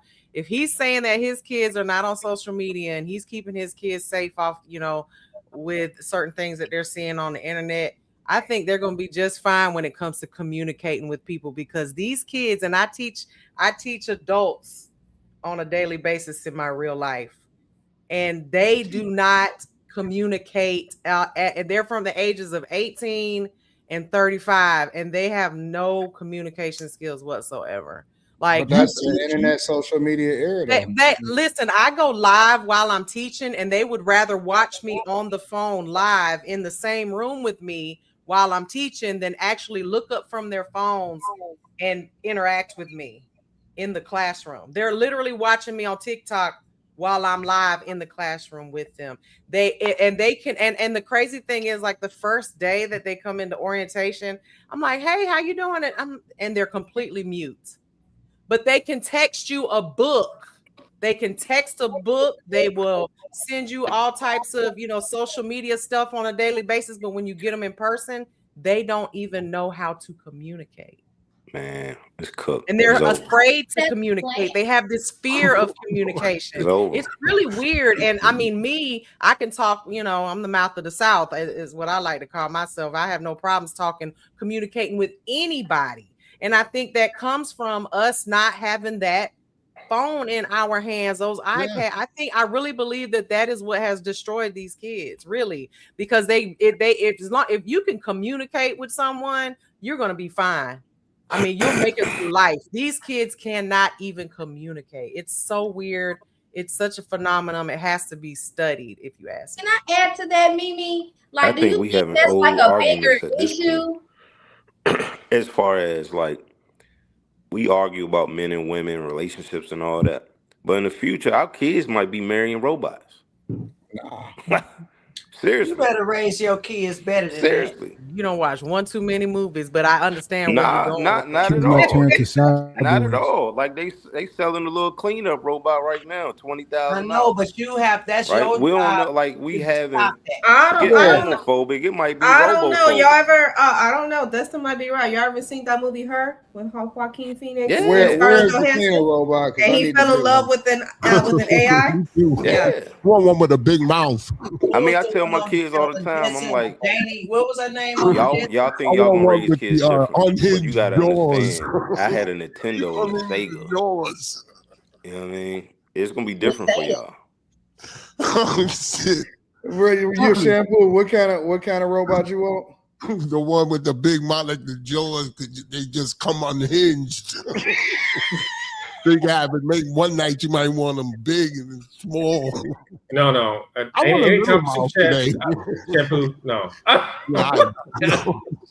I'm done. Oh my God. Woo, Lord have mercy.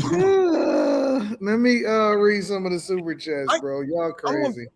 I want to tell you something after what happened with my son. I want to ask your opinion. Go ahead, shampoo.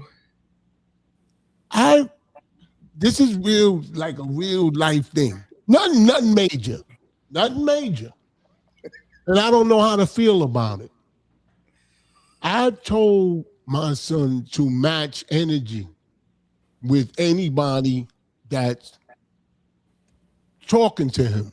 Like if somebody's talking to him and they're getting into an argumentative state, match their energy. Don't go overboard. Don't go underboard. Match the energy. So he got a little girlfriend, not no more. And he went over there on his e-bike, and me and my wife was at dinner, and we had a phone call. Anyway, long story short, she was yelling at him. And then at 15 years old, she was yelling at him, and he grabbed her jacket up. Like she was coming towards him, and he grabbed her jacket up and pushed her away.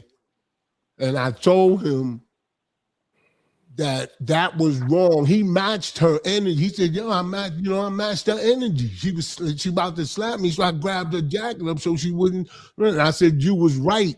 But in society today, you would be wrong for that. And I really, to this day, this was a while ago. Everything's cool now. But I felt that was unfair. I felt that my wife said he should have took the slap. Are you fucking kidding me? That's not fair. No, I agree with shampoo, because if you take a slap, she'll take it up a notch and might hit you with something else. So you need to stand your ground and let it be known. I ain't gonna hit you.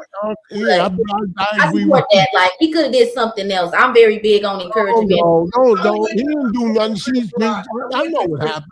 Right. No, I'm saying I agree. Yeah, that you were. How did he know he was gonna? I guess I need more context. And we talking about if we don't get the whole story from these kids not anyway. the whole story, but I'm just gist of saying it if we want to teach them right, we have to know how to get them social cues, because it's the same like with my twins. I told her to stand up for herself, but now she out of like fighting, and so now I have to redirect that, because she's standing up for herself when she haven't even been touched, just because somebody said something. So what I'm asking is, how did he know if that's what she finna do, or was she just screaming, or did he think she was finna do that? He said she was accusing him of cheating. Like you was on, just the wild Instagram where you like somebody's picture. Did she push him? She started yelling. I said, "So what you do?" He said, "I started yelling too." I'm sorry. So was walking away not an option? Was walking away, removing yourself from the situation not an option? That's what my wife says. You just gotta walk away. And she's right. I'm saying that's the right advice. I'm not saying that's wrong advice. I'm just saying it's not fair. That's not fair. I don't teach my sons that though. I think if a woman hits you, you should be able to hit her back. No, I'm confused with shampoo. No, Did you if say I teach my sons, if somebody put their hands on you, now realize what your strength is. No, realize what your strength is. But I'm like with Chris Rock. That's how it should be. Grab up, whatever. But you're not finna beat on my son. But I have daughters too, and I also teach my daughters: don't put your hands on no man. Don't buck up to no man. If you want to give man energy, then you better be ready for what might come towards you. You cannot do that. And you have to be balanced with that. These girls have to learn how to keep their hands off people. It's just simple as that. Now, I'm not saying because he could knock her out and all that. Just realize what your strength is. That's your job. But teach him. The couple of days after that, I thought about what Anton said a long time ago when you said, Anton, you said we was talking about Kai Cenat, and you said sometimes these young people got to go through heartaches, and then because he was crying, you could hear him crying in the shower. He was real sad over that shit. It hurt him that they broke up like that. Yep. It did. I saw it. I was like, he was like, yo. He was moping around, and now he, now he feel better. But I thought about what Anton said, because I never went through that like that. Are women more violent than men? I think they want to try to get you more violent than, I want to say yeah, but the answer I think they're more manipulative. But they raised like that, shampoo. What You is gotta understand. agency headquarters is making me crazy. The girls are raised like that, shampoo. You gotta understand that. We raised like that. He looked like Godfrey Cambridge. If you Google Godfrey Cambridge, he was an actor years ago. Google him and then look at agency headquarters. Yo, Anton, do it. Please do it. Shampoo, before I forget, I heard a question. Can y'all hear me? Yeah, we can hear you, unfortunately. A question. Talk to a shampoo. I don't like the premise of those type of questions. Are women or men worse than this or worse than that? That's the type of violent. He said violent. Well, yeah, that's like I who's just more asked violent? based on lesbian domestic violence. Well, we can definitely say homosexuals are definitely more violent towards each other, but that's a whole nother conversation. I never heard that before. But it's hell, you can look at it. I mean, it's all on social media. If you got gay friends, you can see it. And thank God for the camera because everything is being recorded. I'm not going to use no slurs, but these lesbians, these homosexual women love to beat on each other. And they do that because when you're the same sex, you see equality. So you're not, I guess, intimidated by the idea or afraid of consequences because they're just going to look at it like two chicks fighting or two sissies fighting. So I think that contributes to why. And on top of that, I ain't gonna say nothing else because I don't want to get, it's unnatural. It kind of makes sense what you say. Well, Nikki said it, and I'm only saying I will partly agree with that because you're not raised and you don't know the same sex and how you're supposed to treat them. You are for the other, but if you're making the choice to be homosexual, then you need to understand that you cannot have a heterosexual relationship or have that same dynamic. But being a homosexual is not a choice.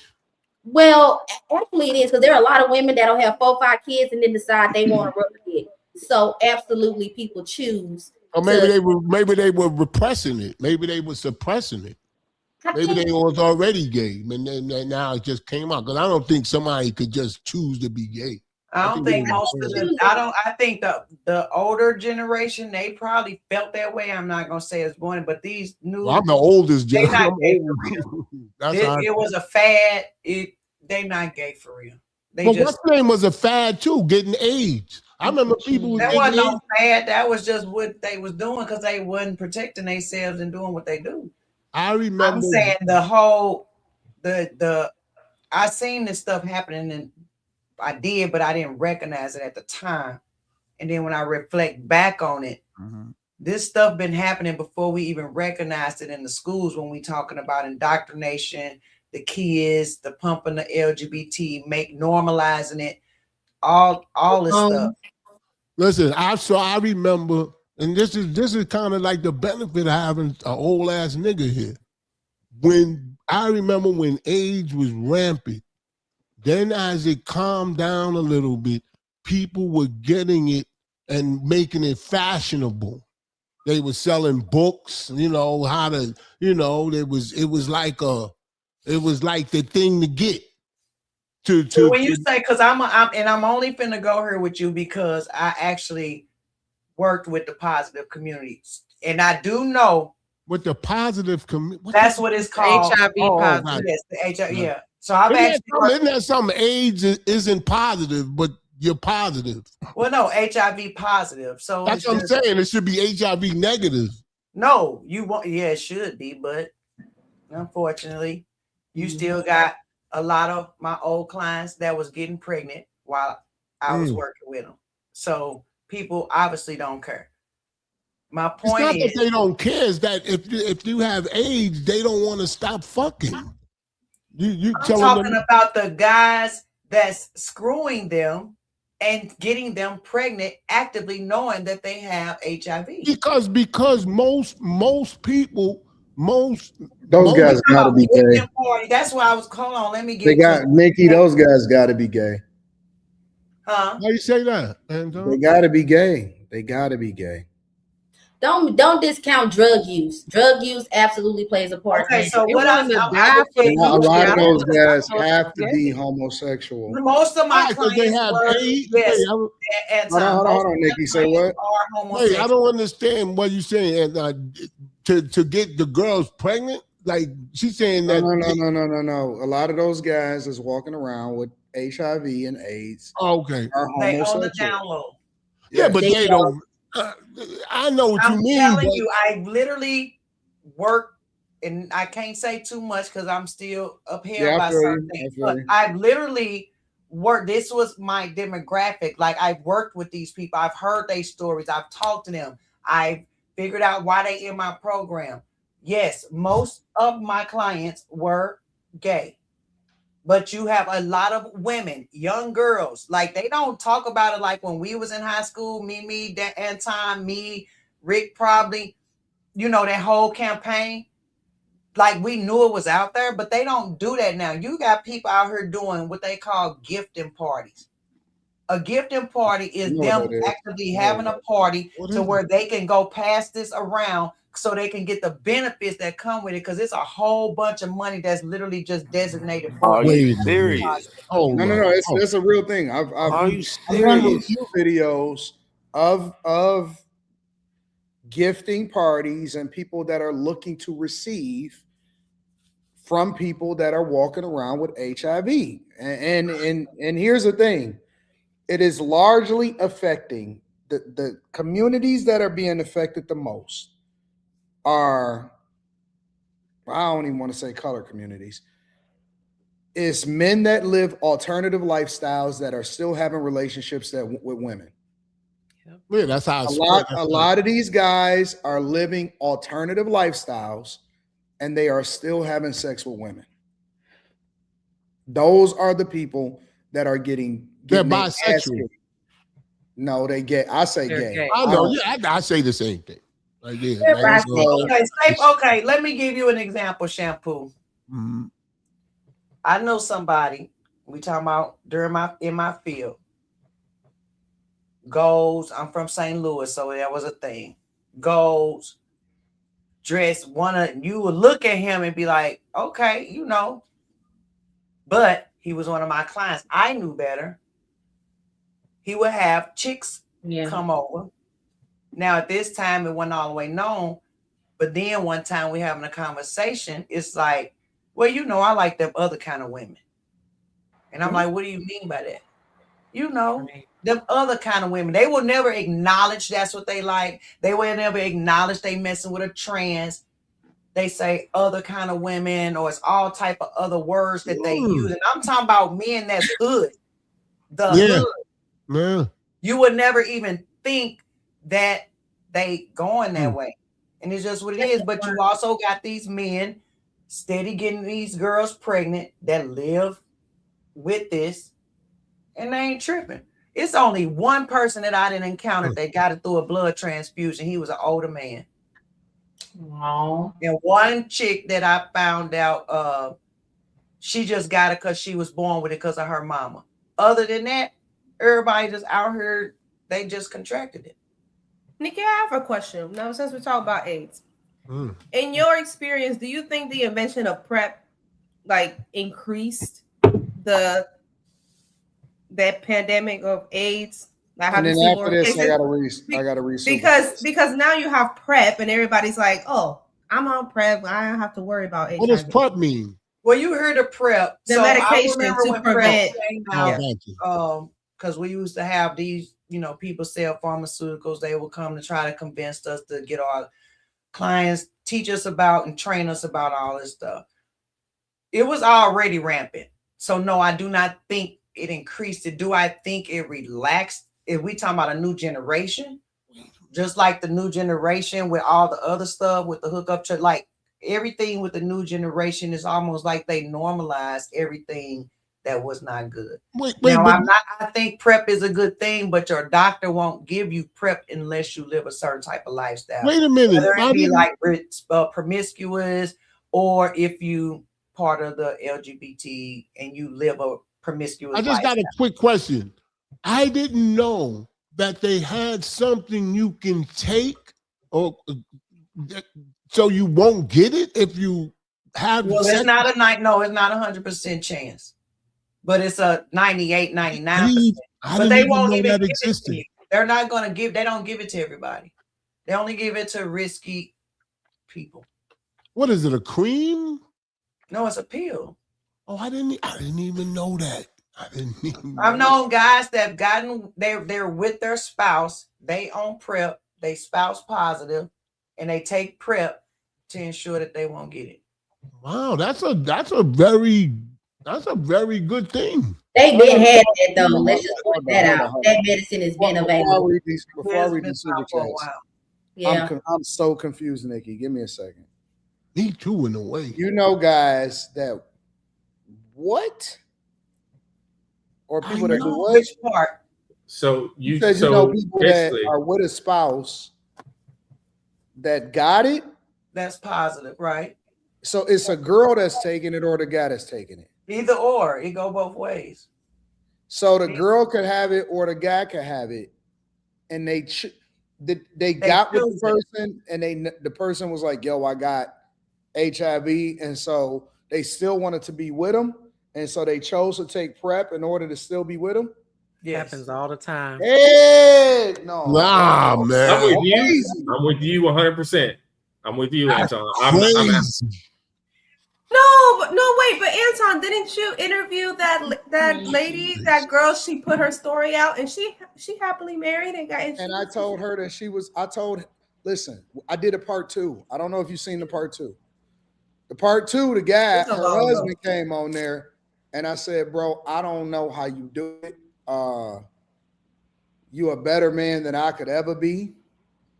Because ain't no way. Listen, I thought that show was it was so eye-opening. And the reason that it was eye-opening was not because I didn't know that it was happening. It was eye-opening because it's guys that are actually willing to get in a relationship with a woman that has HIV. Yes. And that's one, right? And now I'm talking about a lot. That's one. And the second part is because it was a lot of dudes that was in the chat that was like, yo, she bad as hell. I might still go. And that told me that the community don't have no standards, and that I don't take nobody that be talking shit on the internet in the chat serious no more, because these niggas is going with any. She was really pretty though. She really was. She was really pretty. No. Wait. There is nobody pretty enough in the world for me to ever consider going, and they got HIV. Because you know what their logic is. What is we talking about? Their logic is that because now you got medications that'll get your viral count like non-detectable, that you can't pass it. For the most part, you can't. But how could I know you don't care. I couldn't do it either. But I will also preface this. I do, since we talking about this, want to put this out there for the women. and it goes back to downloads and everything. It is easier for a man to give it to a woman before a woman can give it to a man. Yeah, it's way easier for a guy to give it to a woman because the woman is the receiver. It's way easier for a woman to get it from a man than that's but that's the direct reason why we look at it as a alternative lifestyle disease, is because it is a much greater chance that the guy contracted it from another man and then he's giving it to a woman. Yep. It is a huge, massive chance that if the woman got HIV, she got it from a guy that was living an alternative lifestyle. That's the very reason why we say it. Can I ask you something, Anton, really quick? Because you said something earlier. You were like, I don't know, somebody asked you, you said, if someone had HIV, there's no way you're going to go. But I want to point out, I think, huh? Of course not. But I think, Nikki, I think who take that? Why would anybody in their right mind take that deal? I want to pose a question because it doesn't necessarily just apply to people looking to get into relationships. I think, Nikki, or maybe I said it, we did mention that there are other ways. You did mention it, that you had a patient who contracted it through IV. If, let's say, Mrs. Daniels, if Rita went to get a blood transfusion. No, we're not even going to use that example. Okay, so let's say there is a married man and he has a wife and she gets a blood transfusion. And the same thing that happened to Miss Nikki's patient happens to her. Should you gotta ask that question to somebody else? That's not even applicable. I wouldn't even. I don't even entertain. Listen, I would never even entertain no question like that. But we took you out of it. You said ask Rick. Ask Rick. I'm not. You know, I think you're doing good. Don't ask Rick. Don't ask Rick. Ask Rick. No, I don't want to ask Rick. Ask Destin, ask Shampoo. I don't know how you get in the if you know ask any of them people, but I'm never gonna. I'm not asking you personally. You told me not to personalize it, but I am asking your opinion on said matter. If there is a married man, what's the question? Why you can't ask the rest of them? Why you can't ask them? That's what I'm doing. So I'm posing the question to y'all. Listen, we found somebody that's been married just as long as I have. Rick has been married for 22 years, the same way that I've been married for 22 years. Don't do that. And so you should pose. Listen, I've been asked questions for the last 12 years. You should ask Rick. Okay, let me answer Shampoo question. So don't take it like I'm asking y'all. Why you ain't asking Rick? What is, if you want to take it down? Why you ain't asking Rick? I'm doing that. You purposely trying to deter me from what I'm saying. If a man, why don't you use the same question and ask Rick? Why you ask Rick? For the men on the panel, if your wife contracted HIV through blood transfusion at a hospital that was reckless and negligent, would you consider or having to reconsider your sexual or romantic relationship with your wife? I'm not fucking her no more. This disease. No, I'm not gonna have sex with her no more. Okay, that I knew Shampoo was gonna give it to me straight. What about you, Destin, Mr. Agency? And I know Rick, he ain't going for it, so I'm not even gonna. Not because I don't want to. It's because mentally I can't get an erection knowing that you have. It's just like if my wife had her leg chopped off in an accident. I don't see how I can physically have sex with her. You gonna figure that out. That's different than having HIV. What about you, Destin? Figure that out, Sam. What about you, Destin? What would you do? I would still love her, but it'd be more sympathy love. It wouldn't be no lust love. No, don't let Shampoo run. Hold on, Dalen. We're gonna come to your question. I promise you. We're gonna get your question answered. Okay. Shampoo, you said you wouldn't do nothing if her leg was missing? Yeah, he said that a couple weeks ago. That's crazy. Like, you really want me to keep fucking? You only have one leg. But she'll say you got one. Oh man, wow, yo. That's why you say be careful when they go to the store. Like, yo, be careful when you driving, bitch, because I ain't gonna fuck you no more if you lose your leg.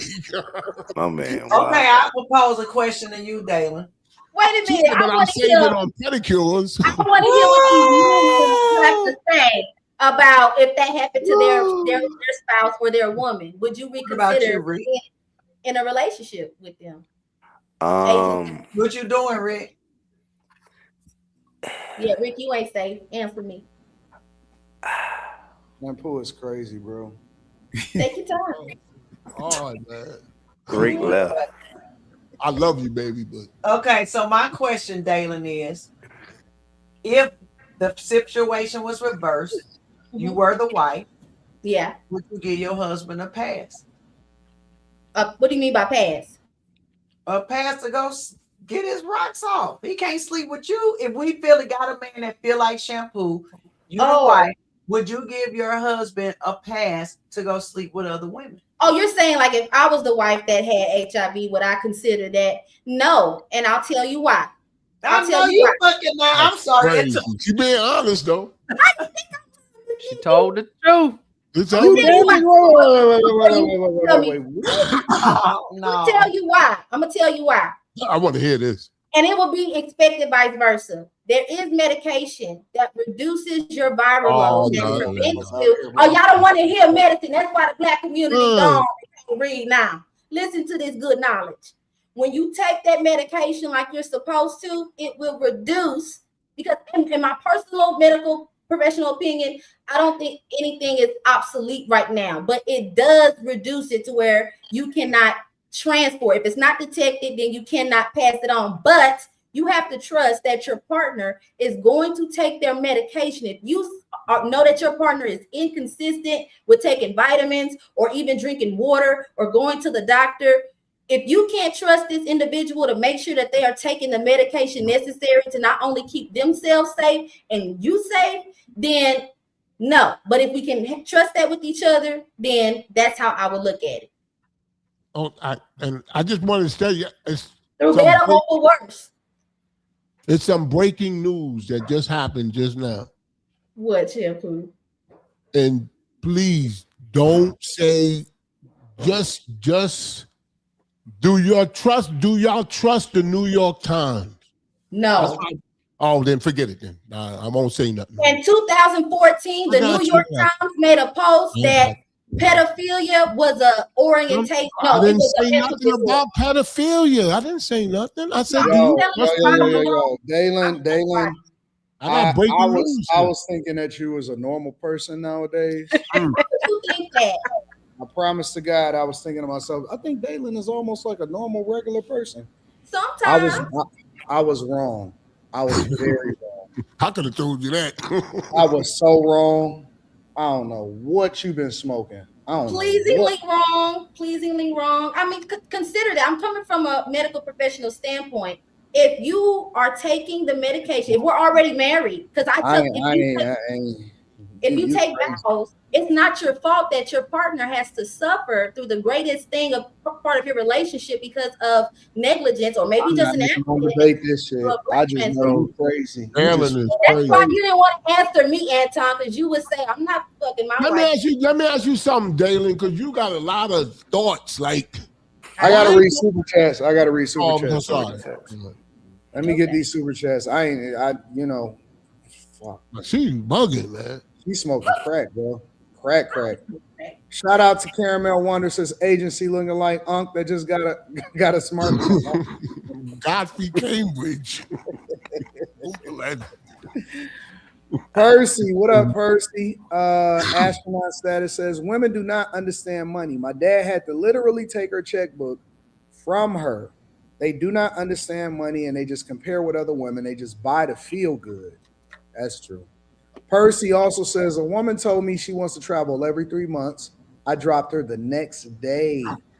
Can you imagine how much money that is? That money can be invested. A woman who isn't happy in her own soul will have you poor. In yours, huh? Scorpio Dre says, submit or die trying. Marriage is not a game. 2026 edition remastered. Tony Esquire says, I know the shampoo a bit calmer tonight. Mimi must have filed a complaint with Human Resources. Cover up the equipment, Dalen. This is a family show. Skies says, what up, though? What up? All of my Detroit brethren in the building, just supporting the channel. Shout out to you. Eric TV says, women are helping real Women are helping me pay the bills. Thus saith the Lord, it is in the Bible. I don't know what that means. Daddy in the Caddy says pedicures are zesty. Man feet not supposed to be cute. I don't know what that means either. Eric TV says women are helpmates and real helpmates help pay the bills. Thus saith the Lord, y'all want it to work, so help pay the bills. Construct Icon says, I'm a big dog. Scratch off my balls with my Snoop. I'm a big dog. I scratch you off my balls with my motherfucking paws. Better recognize and see where I'm coming from. It's still east side till I die. Why ask why? As the world keeps spinning to the D-O-double-G, why? It's a crazy world. It's a doggy dog world. Yeah. Yeah. So you didn't know I was going to catch that construct. Yes, I did. Yes, Who was that? Where's that from? The Dog Pound. Snoop's first album. Okay. Doggy Dog World featuring. Anton pulled that out there. All right. I had to read through it. It's in all caps. Yeah. But I caught it. They be trying to stomp me sometimes with the music. Cali Mike says, so we can talk crazy about black men in any demeanor, but cashing out about the president is crazy. Let's not forget the Central Park Five. I know. And I got breaking news. Do y'all want to talk about that when he done with the super chats? I'm gonna make one statement. And please let me say to get breaking news too, Anton. It's right off the presses. Cali Mike says, shout out to the panel. I mean, Crash YouTube chat is crazy. But if y'all actually listen to what Shampoo is speaking, he's speaking extreme. He's speaking facts extreme sometimes, but it be facts. Rick Game says, I keep giving, if I keep giving a crackhead my views, what kind of person does that make me? Tony Esquire in the building. Shout out to Tony Esquire says, damn Shampoo, about to be right back in front of HR tomorrow. My guys, the Draymond Green of this podcast out here committing flagrant fouls. No. Eric TV says single income and sucker shit on freeloader. Dirty Woman, what up, Dirty Woman says Rick seems on point. Shout out to him, his wife, his family, and the leadership and the structure under God that he represents. Hashtag Jesus Christ is King. Shout out to Dirty Woman. T. Robinson says, Rick, have you created too much of a sheltered environment for your son?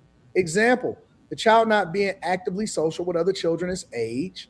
Eric TV says, I am dyslexia. Gavin Newsom's like us. He can't read. Black and Silver says, taking on a mindset of homeschooling your child as a person that can't read and think for themselves. When you look at the Democrats, think about public school education. He has cousins. Black and Silver says, Rick, I homeschooled my kid after COVID and they never went back. Hats off to Rick. Mama says, peace fam, 21% of adults read below a 6th grade level. And hey, my girl Mimi and Miss Nikki, love your cut. Yeah. What up, Mun? Mun says, my coworker married an Amish woman. Now she's corrupted as F. Love Curly. What up to my girl Love Curly here? Says, hello all. Do you think kids need bullies, need mentors, need teachers, need mom, all of this? So she said, do we think that they need all of these experiences to make them a well-rounded person? 414 Shell Shock says, these new age folks shut down so rapidly is sad. Cali Mike says, homeschool is cool for the first few years, but your child will need to learn street smarts, not hustling, but being gullible in this world. 414 says, sorry to say, black family, but these are the needs from crack babies and the pills and the Percocets generation. They are not wired like us 80s babies. Mill says, Mimi, what up, though? Is that one of your students, Mimi? No, one of her admirers. Dude with the skelly hat, you got black forces on. He's sleep. All right. Can I make my disclaimer about Trump and defend our president of the United States very briefly? Oh God, there she go with this. Why do you need to make a disclaimer? We got to get to the next subject. I'm sorry, I just don't want people to continue to perpetuate this falsehood that you shouldn't defend someone where they should be defended. But I digress. I don't want to take away from the show. I got breaking news. No, don't give it to me. What's the breaking news, Shampoo? What's the breaking news? Oh, you want him to give me the breaking news, but I can't defend Trump. Okay. I just want to know. I don't know. I'm gonna defend him. I just want to We might say be going that to Trump war. was a We might be going Democrat to war. So at the time that the Central Park Five were coerced into making the admission to that heinous sex of that rape of that woman.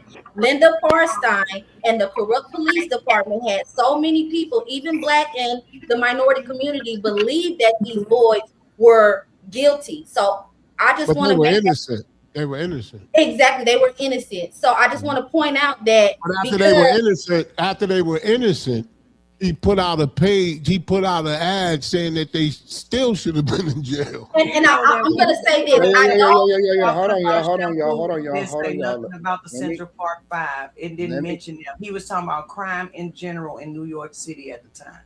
No, Let he me- put. let It me- was the hold Central on, Park. y'all. Hold on. Let me introduce yeah. this subject because I'm not going to be able to. Like we limit. We got 50 minutes. Sorry. So we got 25 minutes per subject because I got 2 more. All right. So let me go ahead and get this popping. This one is going to be in reference to being financially celibate. All right. Does anyone else feel like we're getting a little bit too money hungry, a little too this for that, a little too transactional? Like, I was overhearing like a girl having a conversation at the store, and she was like, yeah, this guy is nice or whatever. He wants to take me on a date so we can like get to know each other, but I'm not going nowhere until he pays a bill. Why would he do that? I feel like there's like a fine line that's being like played with these days, and it goes from like having standards and knowing your worth to kind of gross. Is it just me? So it has come to my attention that the fellas are now starting something where they're saying they're going to be financially celibate, meaning that they're not going to be spending any money on a woman until marriage. Okay, this is my thing. What woman in her right mind can you actually date and not spend no money on her until y'all get married? It's like y'all are upset with women who are becoming celibate and saying, well, since y'all saying that y'all want to wait until marriage, we just ain't gonna spend no money until marriage. A woman who got common sense and is not gonna deal with no scrubby man, that's not gonna work with. More and more y'all come up with things to make y'allself more lonely. Y'all gonna push the male loneliness epidemic even further with that foolishness. The women are making more money now. We're more independent. We're becoming more financially stable than men. And this is not to bash men or put men down. But y'all saying y'all ain't finna spend money on women no more like that. A lot of y'all already ain't spending money on women now because you don't have it to spend. Like, in all honesty, y'all want to be lonely. Y'all want to be in a position where you walking around angry because you can't really get the attention of a woman. And until you do all of the things that a man needs to do, which is provide, protect, and lead, y'all are going to be constantly having the same issues that y'all are having regarding women. That's it, and that's all. So, women are having a debate over men saying that they are now going to be more financially celibate when it comes to women, dating women, being in relationships with women. They saying that they want to start reserving all of their resources for them and stop spending money on women because it's not worth it. What are y'all thoughts on that? They tend to. I agree with part and I don't agree with some. And I say, first of all, to the girl in the second video, that's part of the problem. These women think that the men gonna be lonely. They not gonna have anybody, when really black women specifically are not realizing that black men don't care anymore. They're not checking for you. They're not looking for you. I do agree that you should not be spending just money randomly on all these women. Now, if you in the streets, and if you a man that's just out here in the streets, you probably need to reserve some because you're gonna end up dealing with whores, and they're gonna ask for money. But if you're looking for something intentional, You date a girl, yes. Now, once you figure out if y'all got something solidified and y'all rocking like that, I'm not saying trick out on her, but I can't just say you're not gonna take her out to eat or buy her none, because I would do the same as a woman if we rocking like that. But yeah, the way women operate now, I'm not teaching my sons tricking off on no women. I don't know. Well, first of all, to the first video. Well, hold on, Carmen. Hold on, Carmen. I'm coming right to you. This was for you, Nikki. Is this true?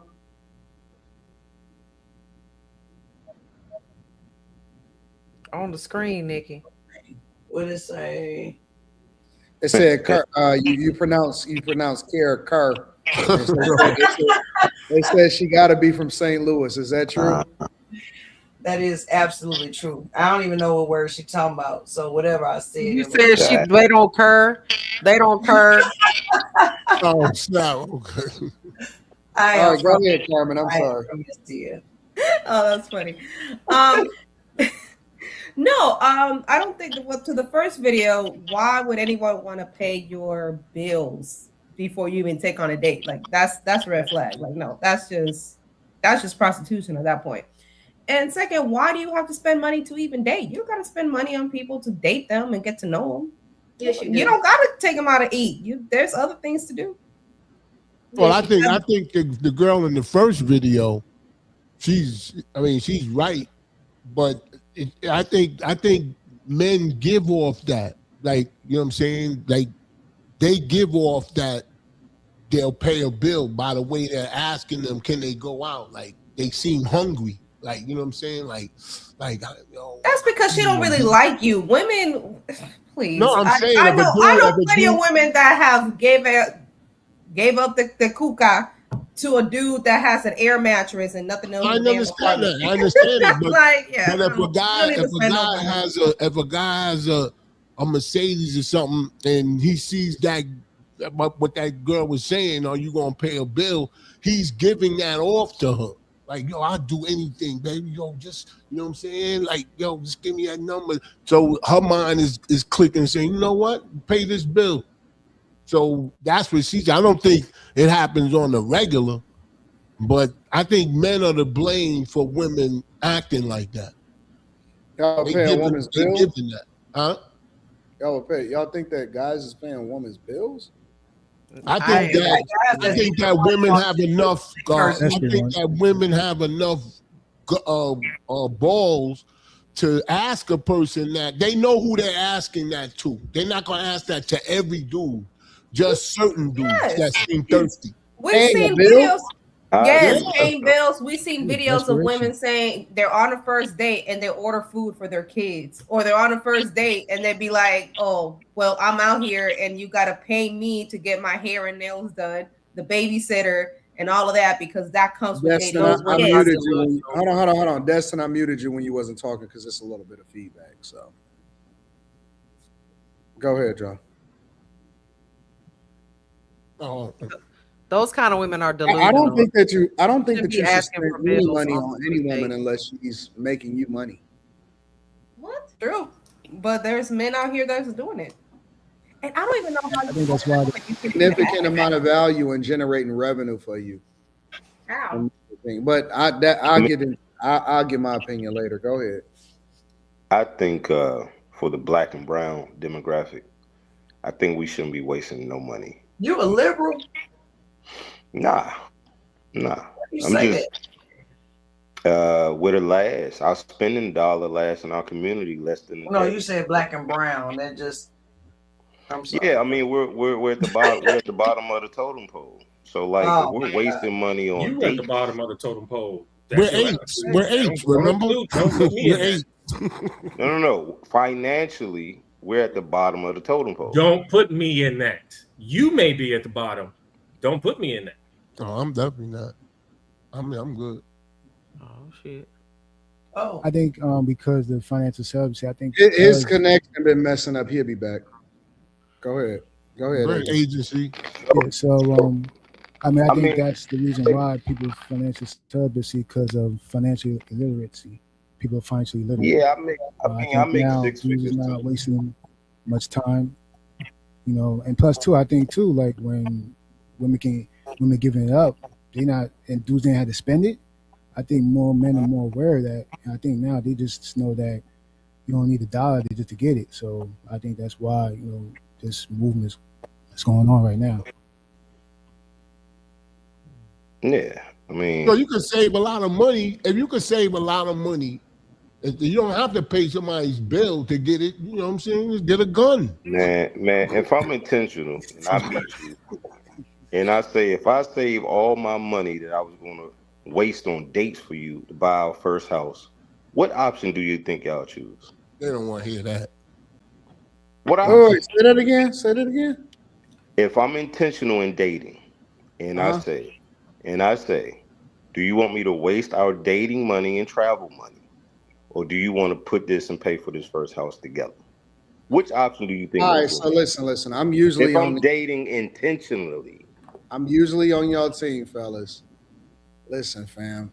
If a woman fall for that shit, that's the dumbest woman that you'd have ever seen in your entire life. Exactly. It used to be that way. Nigga It talking used to about be I'm that not way, gonna take you Anton. out to eat, or I'm It not gonna used to take be you that way. bowling because I want to put this on a house that we could Oh, he said possibly. intentionally.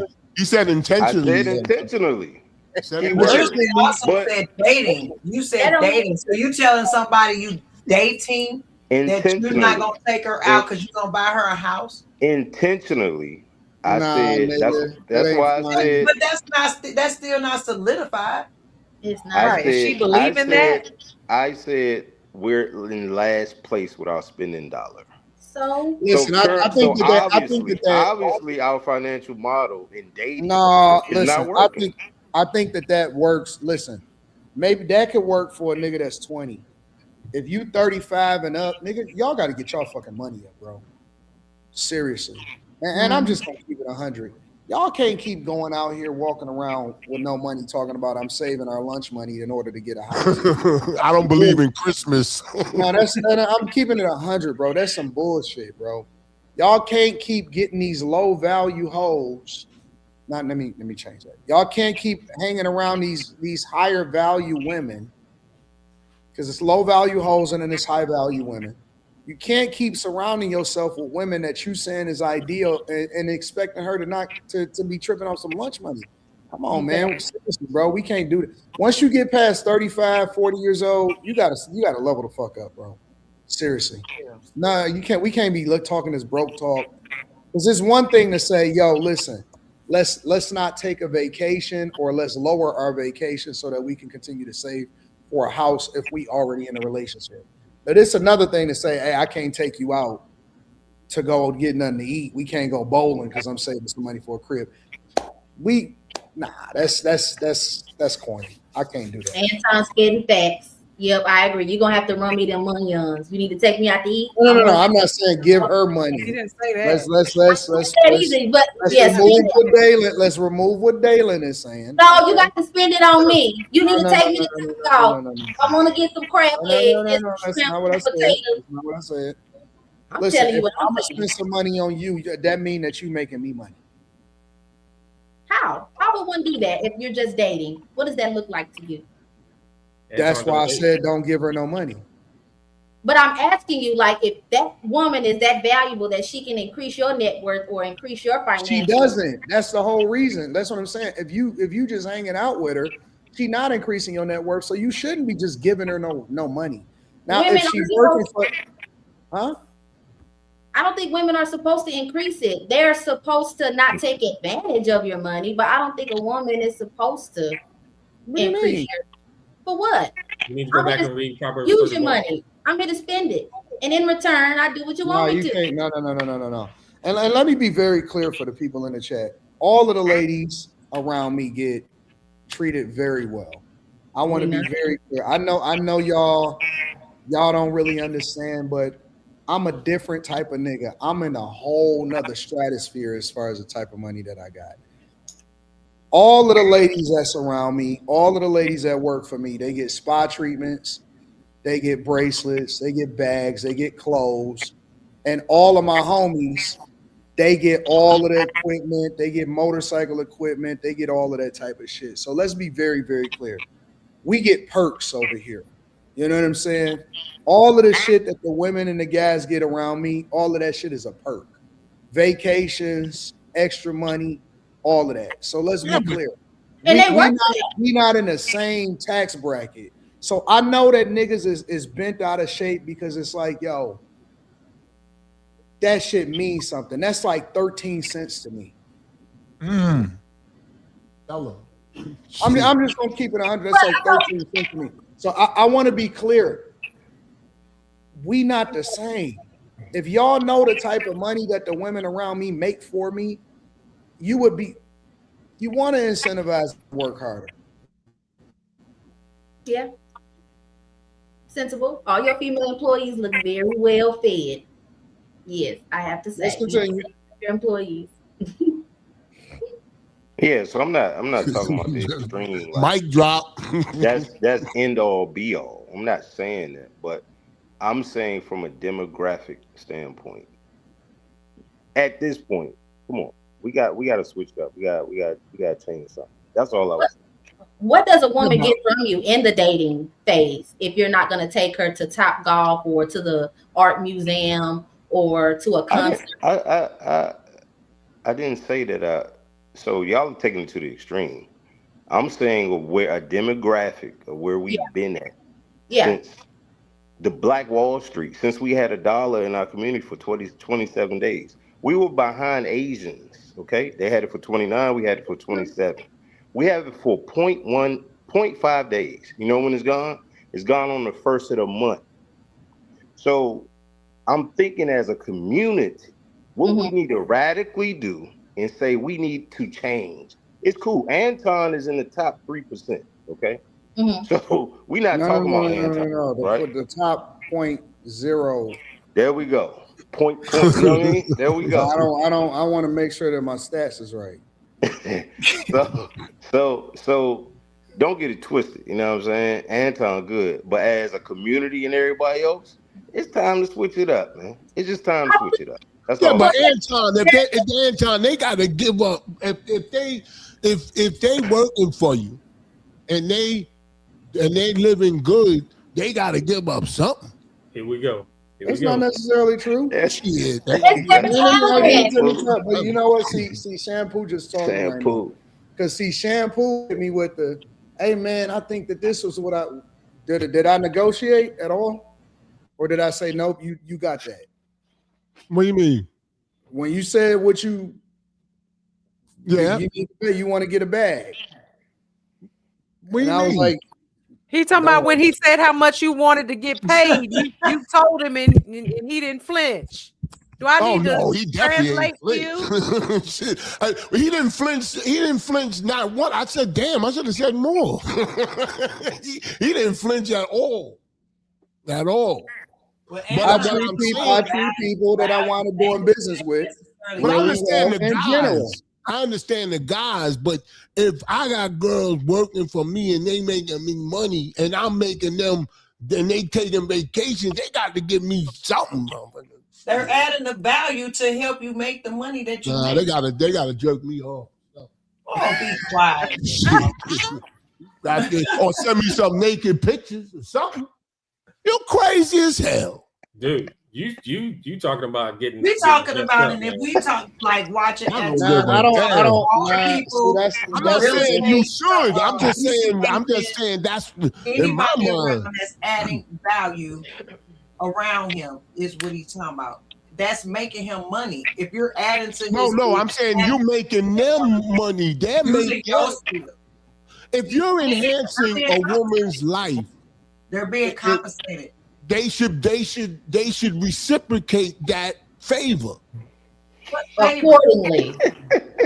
All right, let me say this. That's what the money and the perks are for. Before Anton came in their life, were they better off or worse off?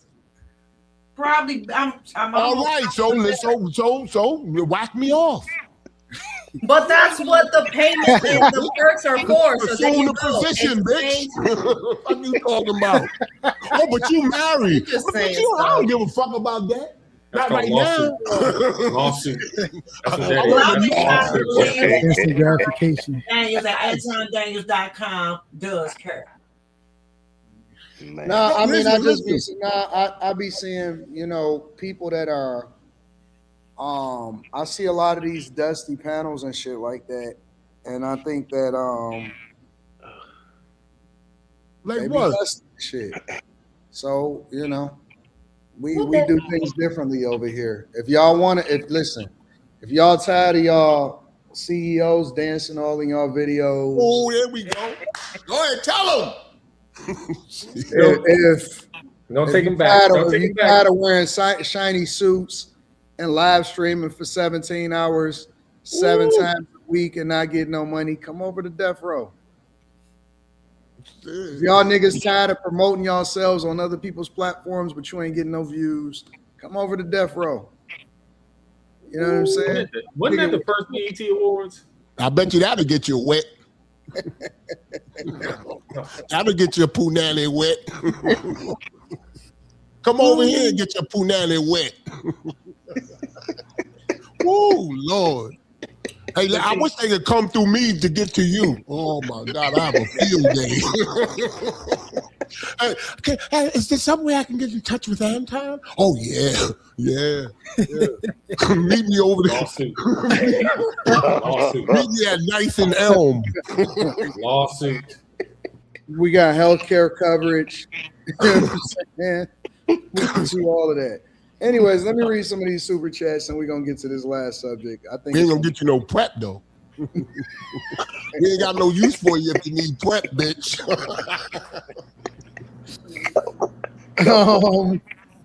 Shout out to Cali Mike. Cali Mike says Trump put up big money to make sure they were convicted to do research. He pulled a Hillary Clinton to them young men. Let's be serious. Love Curly Hair says, pay a bill? Hell no. I would never tell a man to pay a bill before I date you. Cali Mike says, so women wanted independence. We gave it to them, and it's a problem. The real problem is a sense of entitlement. It's an epidemic within the culture. It's sad. Love Curly Hair says, how old is Destin? Destin? Don't worry about it. 37.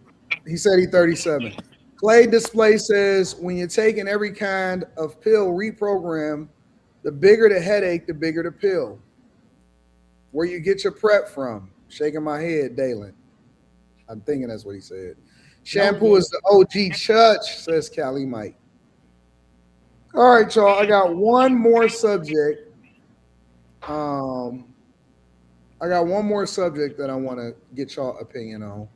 And it's kind of interesting. It's a little bit different. I did a reaction video to it. I want to get y'all thoughts. Ever heard the term Alpine divorce? Because I sure hadn't until today. Alpine divorce is when you go on a hike with a man and he leaves you. And this has happened to me like 3 times in my life with like 2 different men. And this is actually such a real thing that there is a support group of women that it has happened to. And I think the reason why this happens so frequently is because usually men will pick the hike, the women will go, and it will be too challenging for them. But the men are just there because they want to hike, not because they actually want to, I don't know, spend time with the lady. And so they're like, no, I'm going to continue the hike if you can't do it. Like, eat a dick. Every day on the internet, I discover a fresh batch of new horrors to unpack. If I had a nickel for every time I've been left on a hike, I'd have 2 nickels, which isn't a lot, but it's weird that it happened twice, right? I just saw a video of a woman in genuine distress because her boyfriend had taken her hiking and then left her out there. And then when you read the comments, all the comments are talking about how not only common it is, but there's actually a phrase for it called an Alpine divorce, which is when men take women hiking, purposely leave them out there, and then hope they succumb to nature. Why the fuck are we calling it an Alpine divorce? That's called murder. They are taking women out there in hopes that they come back alone. That's a divorce? Makes it sound consensual, because you need 2 parties who agree to a divorce. He is murdering her. Let's stop coming up with stupid fucking phrases for men that murder people, because that's what it is. It is men murdering women. That could never happen to me. It's this thing that's happening. It's this thing that's trending. It's called an Alpine divorce, where guys that want to break up with their girls or want to get divorced from their girls, they go hiking together, they take them hiking, and then they leave them there. And then they tell them they got to find their way home. And that's It's that. it's not a Even a dog is going to follow you. You can't even leave a can't send a dog text. behind like that. I'm following you. You're not leaving me behind. Like, what did you do? Bust me over the head and leave me leave me there by myself for like 30 minutes? Because that's the only way I'm getting left behind. Just No, I think they go ahead of you. So like they go ahead of you, and then they expect you to keep up, and you can't, and then you calling out for them. Hey, Dave, I'm way back here, and they just keep on walking. So When's the the last lady- time anybody on this panel went on a hike? Is what I want to know. I mean, hell no. Oh, we black. We don't I'm do not that. going. We don't I'm do not that going. shit. We don't do that. I go. No, Yeah, When not our mother doing all went out, we just went hiking. We did 22,000 steps. We go hiking all the time. It's fun. we don't do that around here, Carmen. We don't hike. No, but Yeah, the y'all don't lady in hike? the- We don't hike. the No. lady in the I like second hiking. video was right. Hiking is just walking, y'all. Y'all look at waterfall. In the forest, Carmen. Black people don't go Yeah. nowhere where they can't see a McDonald's. We not going. Let me tell you something. Those type of men, those type of women, we don't share the same problem.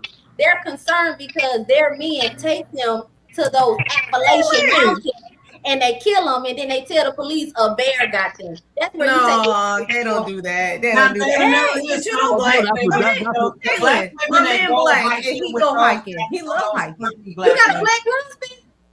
Yes. I didn't know that. Sure does. Why you so shocked? Like we ain't shit. Nah, because the way she talked, I thought he was Hispanic or Latin too. No, he black. He's from Savannah, Georgia. He's black, dark skin, yeah, tall, okay, and so he used- he go camping. He like hiking. He like all that. Okay, that's normal. If you're from the South, then that's different. I'm talking about these people that do this. Like, you do that when you want to relax or touch grass. These people, I think that's a them problem. You shouldn't be going to no hike on a first date anyway. That's insanity. I think that'd be a cute thing to go on the first date. No, But they anyway, saying what- that if you was married. This is when you're ready to break up. This isn't a You don't first go date. on a first This is date. break Yeah, I up. don't understand. Yeah, this ain't a first date, but I just want to ask. I'm like, how far do we want to? Like, can y'all just be adults and just say to the girl, be like, hey, I don't think this is working. Let's just go our separate ways. Y'all gotta go to the extreme to go take the bitch on a hike and then just leave her there. Like, that's so crazy to me. Just be adults. Usually It's you just hard. send a Making the text. assumption that this is a real thing in the first place. It is a real thing because she said that there's a whole support group and there's a video of the woman that she's talking about that literally just happened to her. Yeah, I mean, I don't think it's a common thing, but I think that's a bunch of bull. Well, one That's thing right. that you see a lot of on the news is that a man will be involved with his mistress and kill the wife and kill her. No, Shampoo, it's the side chick because she carrying the baby and she gonna ruin the marriage. So it's the side chick that he would take. No, I seen them kill the wife to be with the side chick instead. No, because I'm just saying, she said, why don't they just say, I don't want to be with y'all? That's a good question. I've seen cases where the guy got caught up with the mistress at the job and killed the wife that he been with. Have y'all ever anybody actually been hiking in the woods before? Yeah. Or the mountains and shit like that? But If you're not used to that, even if you work out, right? Let's just say, for example, you do Stairmaster or you do jogging or whatever, so on and so forth, right? Or if you just do shit in the gym. If you go out to the woods and you go hiking, you will be told the fuck up. Like, you will be sore all over the next day. Even at night, you will start to feel it. You probably won't even, sometimes depending on, you know what I'm saying, what your state is, you might not even be able to walk. Like, that shit is crazy. It is crazy. It is absolutely insane. So when they saying this, the context behind it, when they telling this story and they saying this, I'm thinking that they also say they're hoping that they don't make it out, and that also, you know, is a part of the whole divorce thing. Yeah, I'm with the last lady when she said it's murder. Like, if that's what I there thought. has to be some kind of law against that. Just taking someone out into the woods and leaving them knowing damn well that they're not capable of finding their way out. That has to be like I don't know, some type of. I think it's more abandonment. I don't think it's murderer. It's grown no, adults. because I mean, you didn't kill them, but you left them in a situation purposefully for them to die. Because I'm gonna die if left overnight. That's what women do. They want to be strong and then weak. When it's their convenient, they're weak, and then when then they're strong. Now you. I remember during the pandemic, I hiked like 8 miles with a group. Motherfuckers was dropping off like flies. Like that shit was hard as hell. Where we hiked that in the trails and shit, it was wild as hell. So now it's sore as fuck in the morning too. I don't think that's murder. I think it might be abandonment. I don't know. It ain't nothing. It ain't nothing. Murder If with they intent. die, it's something. It ain't Planned murder.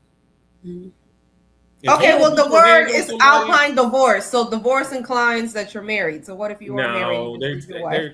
They're just in relationships mostly. Yeah. You can't just walk away from a real marriage. Wasn't there a documentary? Wasn't there a documentary? Some dude took this white chick to like Arizona or something and just left her in the middle of the desert. They was looking for her. Yeah, it'd be like mountain lions and shit. It just depends. Like it depends on the type of hiking or whatever. But I guess the bigger point is are people in such bad relationships that they want to take a chick hiking and leave them out there? Like I think that's a bigger issue in today's time. Like, is the dynamic relationship so hard and so difficult? It makes you question, should people that didn't get in a relationship earlier, should they even look to get into a relationship with a person? Like, I'm thinking that in the future, things is going to just be super casual with almost everybody. I think that marriage is going to be less of a thing because it's much more difficult to market it to people. Especially people that already have children or people that have grown children. I think it's a hard sell for a lot of people that had already experienced some trauma or some issues with people. You're seeing a lot more people that's divesting themselves from it because it's getting very extreme for people trying to get out. For marriage? Yeah. For marriage? I'm not giving up on it, and I think that's happening to do with the I think church, men want to get married more than women. I think women are the ones out here. Oh, Nikki, where you get that from? Because women, I'm just talking about anecdotal. I heard more men talking about relationships, trying to find that right woman, that steady woman. A lot of the conversations that we have are men searching how to find that fit. But then when you hear the conversations from the women, it's totally opposite. And if they talking about marriage, it's not being a wife. It's some other superficial reason. It's for stability. It's never for just creating that legacy. But I hear men talk about it all the time. About women. I don't see no guys. What kind of men is Nikki? Huh? I don't see no guys talking like that. You're saying these things. Like, is it a mixture of men who are ready to be husbands and men who are not? Mixture. Now, I don't be around like men's and stuff, but just different men. Now, I hosted an event Sunday. Love Lies Legacy, talking about hookup culture, taking a sledgehammer, talk about this whole relationship thing. It was a live audience. I promoted. When I literally only had men there. The women was excited when they heard about it. One, I talked about speed dating, that's what they want to do. But when it all came down to the event, it was all men there. And they were engaged. They was asking questions. They were asking legit questions. And it was a good dialogue. And I don't know, when I looked at that, I'm just like, these women just really ain't talking about nothing. I look at it. Rare, A lot of guys. Most of the time when I talk to guys, and let's say, for example, we coaching or we might be talking about money, but then we start digging into the relationship because I'm trying to figure out where the fuck his money is going and all of this stuff. A lot of guys don't consider marriage until they in a situation where a woman is starting to put pressure on them and they don't necessarily. They trying to figure out, is it worth it?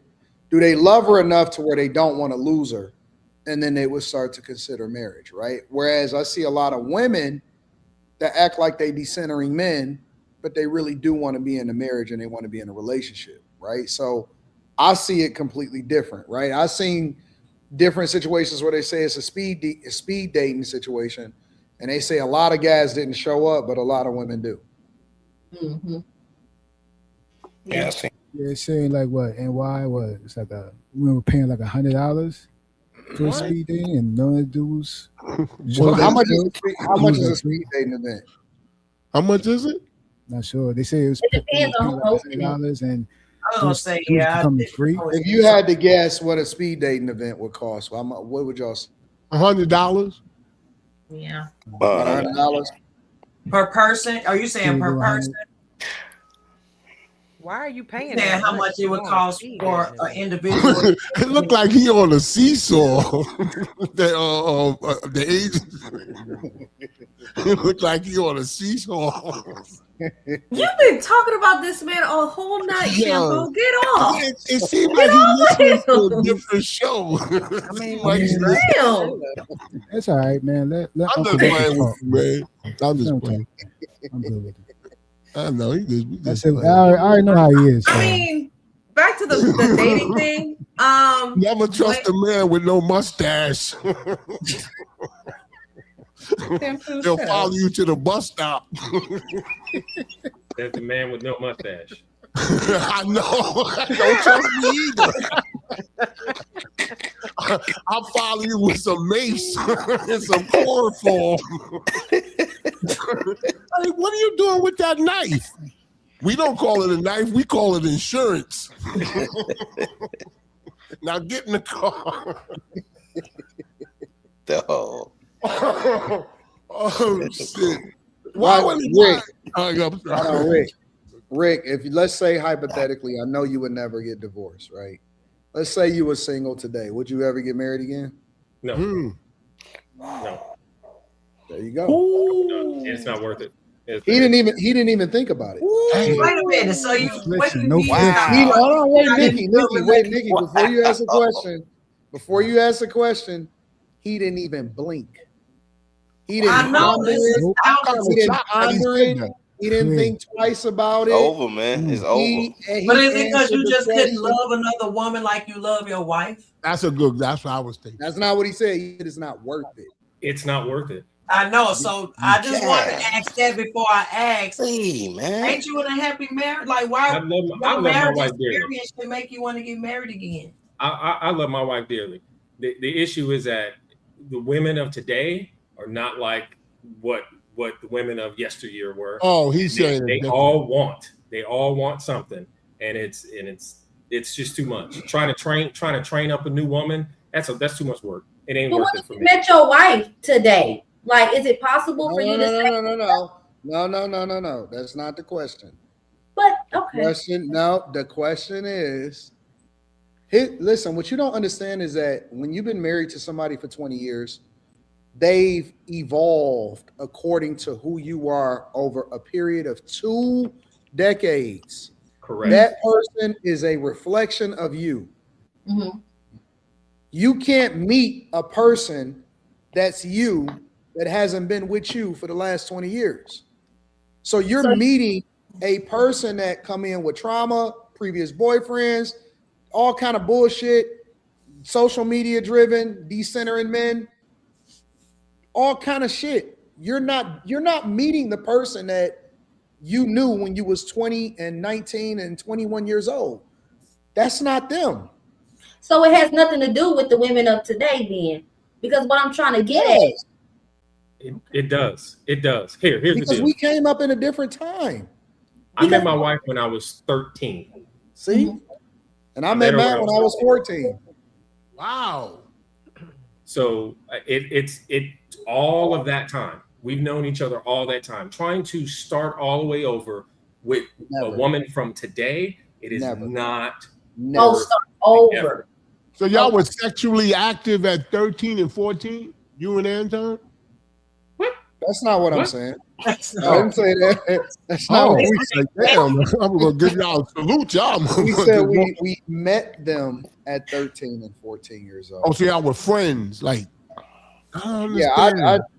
mine was just like, you know what I'm saying? That was like one of my best friends in high school. Oh, got you. Okay.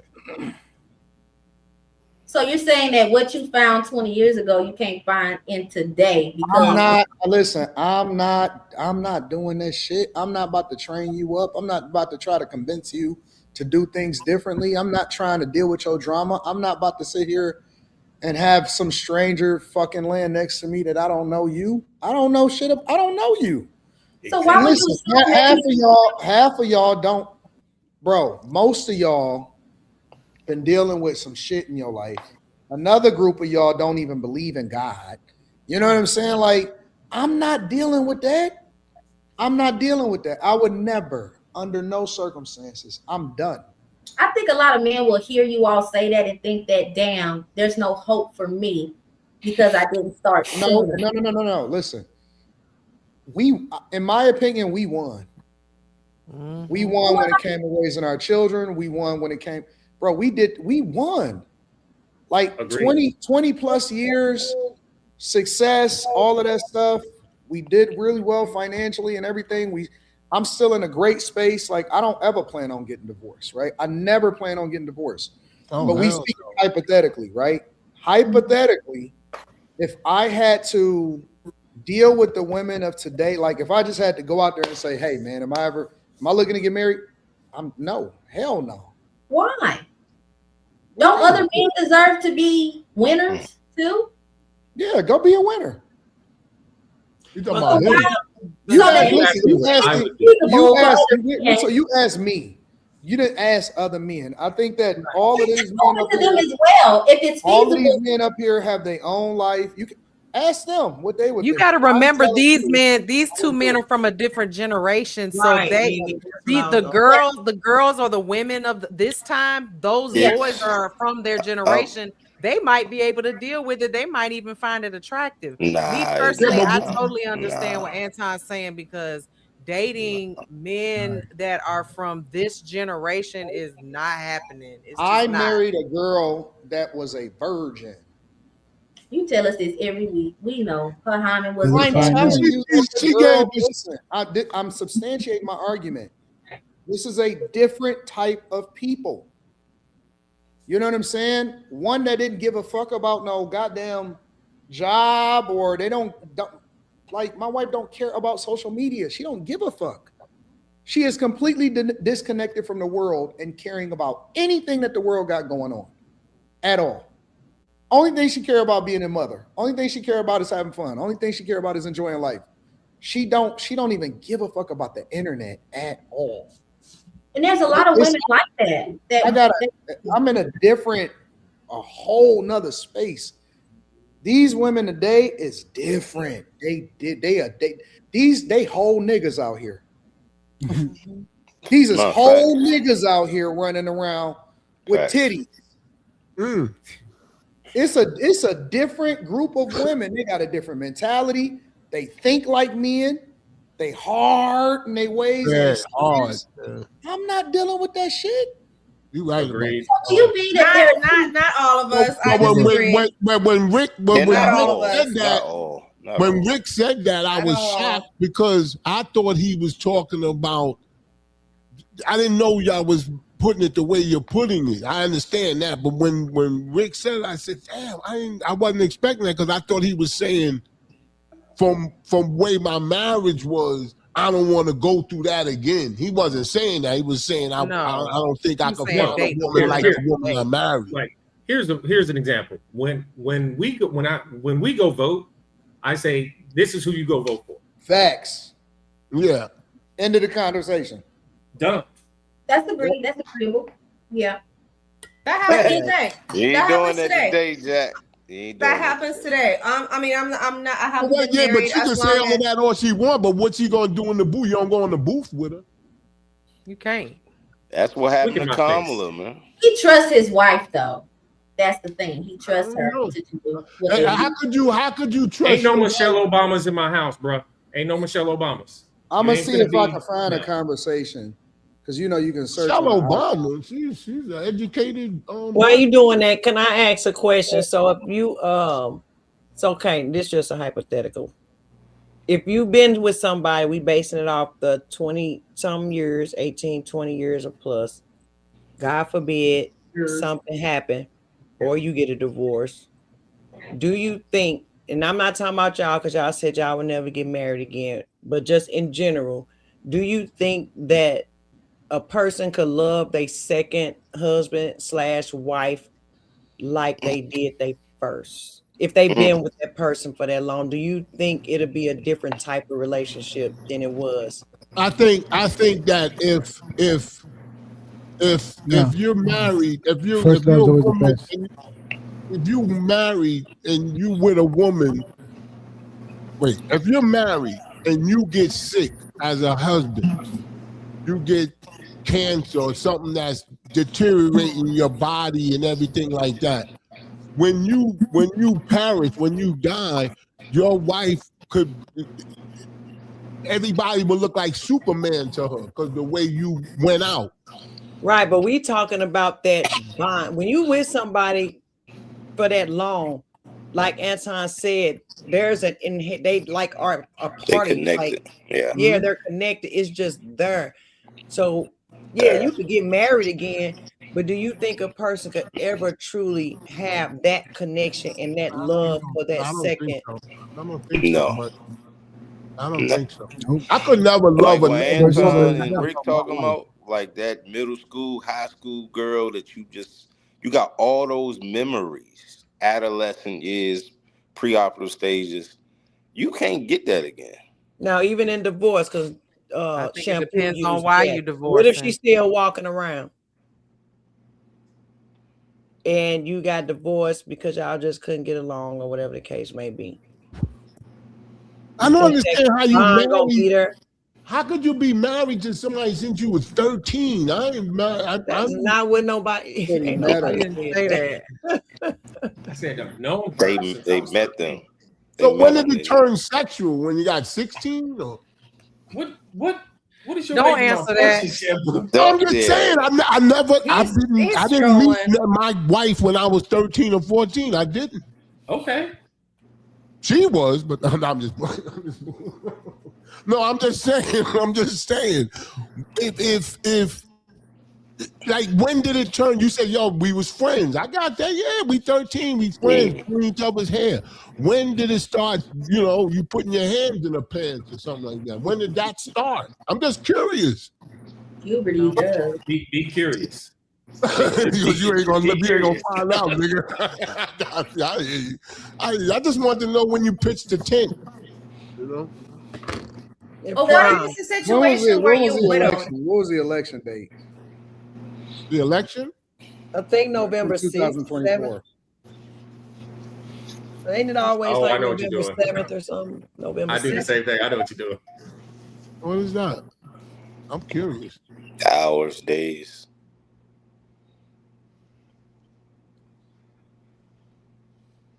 I gotta find it. I gotta find it. November 5th. Well, what is that? What is that gonna do? Come on, Rick, tell me. Do what? What is that? What is this calculation? Probably how many presidents they've been together. Damn. A lot of who? Wow. Presidents. Well, Nikki, to answer you, I think you can find love again, but you can't find the same love because you can't find the same person. But I think you can love at the same rate, the same capacity. You still want to die for your lover. You can still want to sacrifice for them. And you can still feel like, hey, I want to do the rest of our life to the end. Oh, so the first person didn't even mean nothing then. Well, no, it just depends on the circumstance. We're speaking on if a marriage ended due to death, due to, hey, I think we're better as friends and we got married too soon or whatever. I still love you. But I do think that no matter what the circumstance is, if the opportunity presents itself for you to get remarried, that even again, because Miss Nikki got married to her husband twice. So they tried it again. So you can try to love the same way again with the same partner or with somebody different. And don't give up on that, because dying alone Don't use me an example, because we didn't know. Don't use it. Oh, don't use you as an example. My bad. So here's the deal. You say Third time's a charm. But y'all tried. Y'all tried. So that's No, we tried. We tried. Now, everybody know me and my ex, we still, but that was my question. Like, that ain't part of my question, but I'm just saying, like, could you ever and I'm gonna just keep it 100. I'm gonna say it on the internet. I do believe I can love again, be with somebody.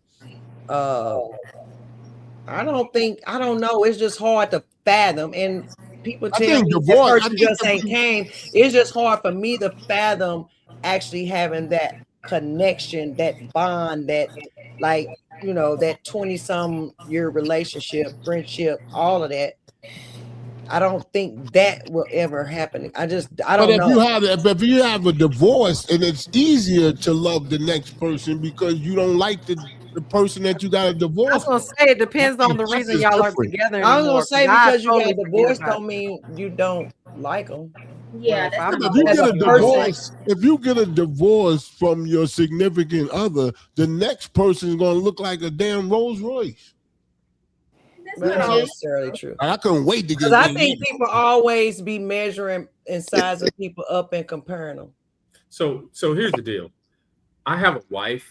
I don't have a partner, right? So Dalen, earlier you mentioned partner. I don't have a partner. I have a wife. I've been trying to tell her. I don't diminish my wife to a partner. Almost anybody can be a partner. I don't do that. And so I'm trying to replicate that today, using someone else today, trying to get them to understand the difference between a partner and a wife. I'm not going through that. I don't want to. I'm just not gonna. And so, what is the difference? What's the difference? I disagree with that, because the reason why I won't denounce or try to diminish the value of the term of wife, because I would definitely want my boyfriend to mention me as wife, and not my partner. Why would he do that anyway? But I think that saying that you're a partner is pointing out the work that you are also putting in to your marriage, and not putting the full responsibility on someone and just basking in the title. So when I say partner, I'm just pointing out that the husband is pouring into his relationship and his marriage, and the wife is too. Not necessarily equal together, but they are equally giving their relationship what it needs in order to be successful and in order to thrive and make it till death do. I agree with that. That's what I'm saying. But he's my helpmate, not my partner. But see, all of that right there just tell me that I ain't got time to be getting married, because I'm not about to go back and forth with nobody. There's nothing to go back and forth on, though. Like, I gave my perspective on why I use the term partner, but I definitely would, as a woman, would prefer, hey, this is my wife. But you say, hey, we're partners in this thing called. Yeah, we both. She said we both. You ride with me. I don't ride with you. I respect you. Get in the car with me. I don't get it. I respect your opinion, because this is an opinionated show, right? And I respect your contribution into it. But all of that shit right there, like, I don't got time for that. Like, I'm not about to be sitting there going back and forth with you about your perspective about a partner and stuff. It's like, honestly, when I get that type of energy, I'll be like, it's time to go. Like, it's tiring. I'm not about to debate with nobody. Listen, I think that is for a younger man. I'm not doing that shit.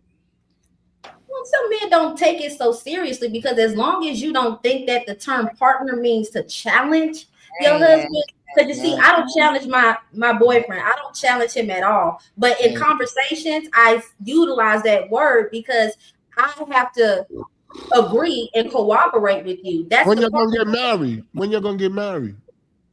I just want to point something out, because I know I want to point that out. When you gonna make you an honest woman? Marriage certificates are public record.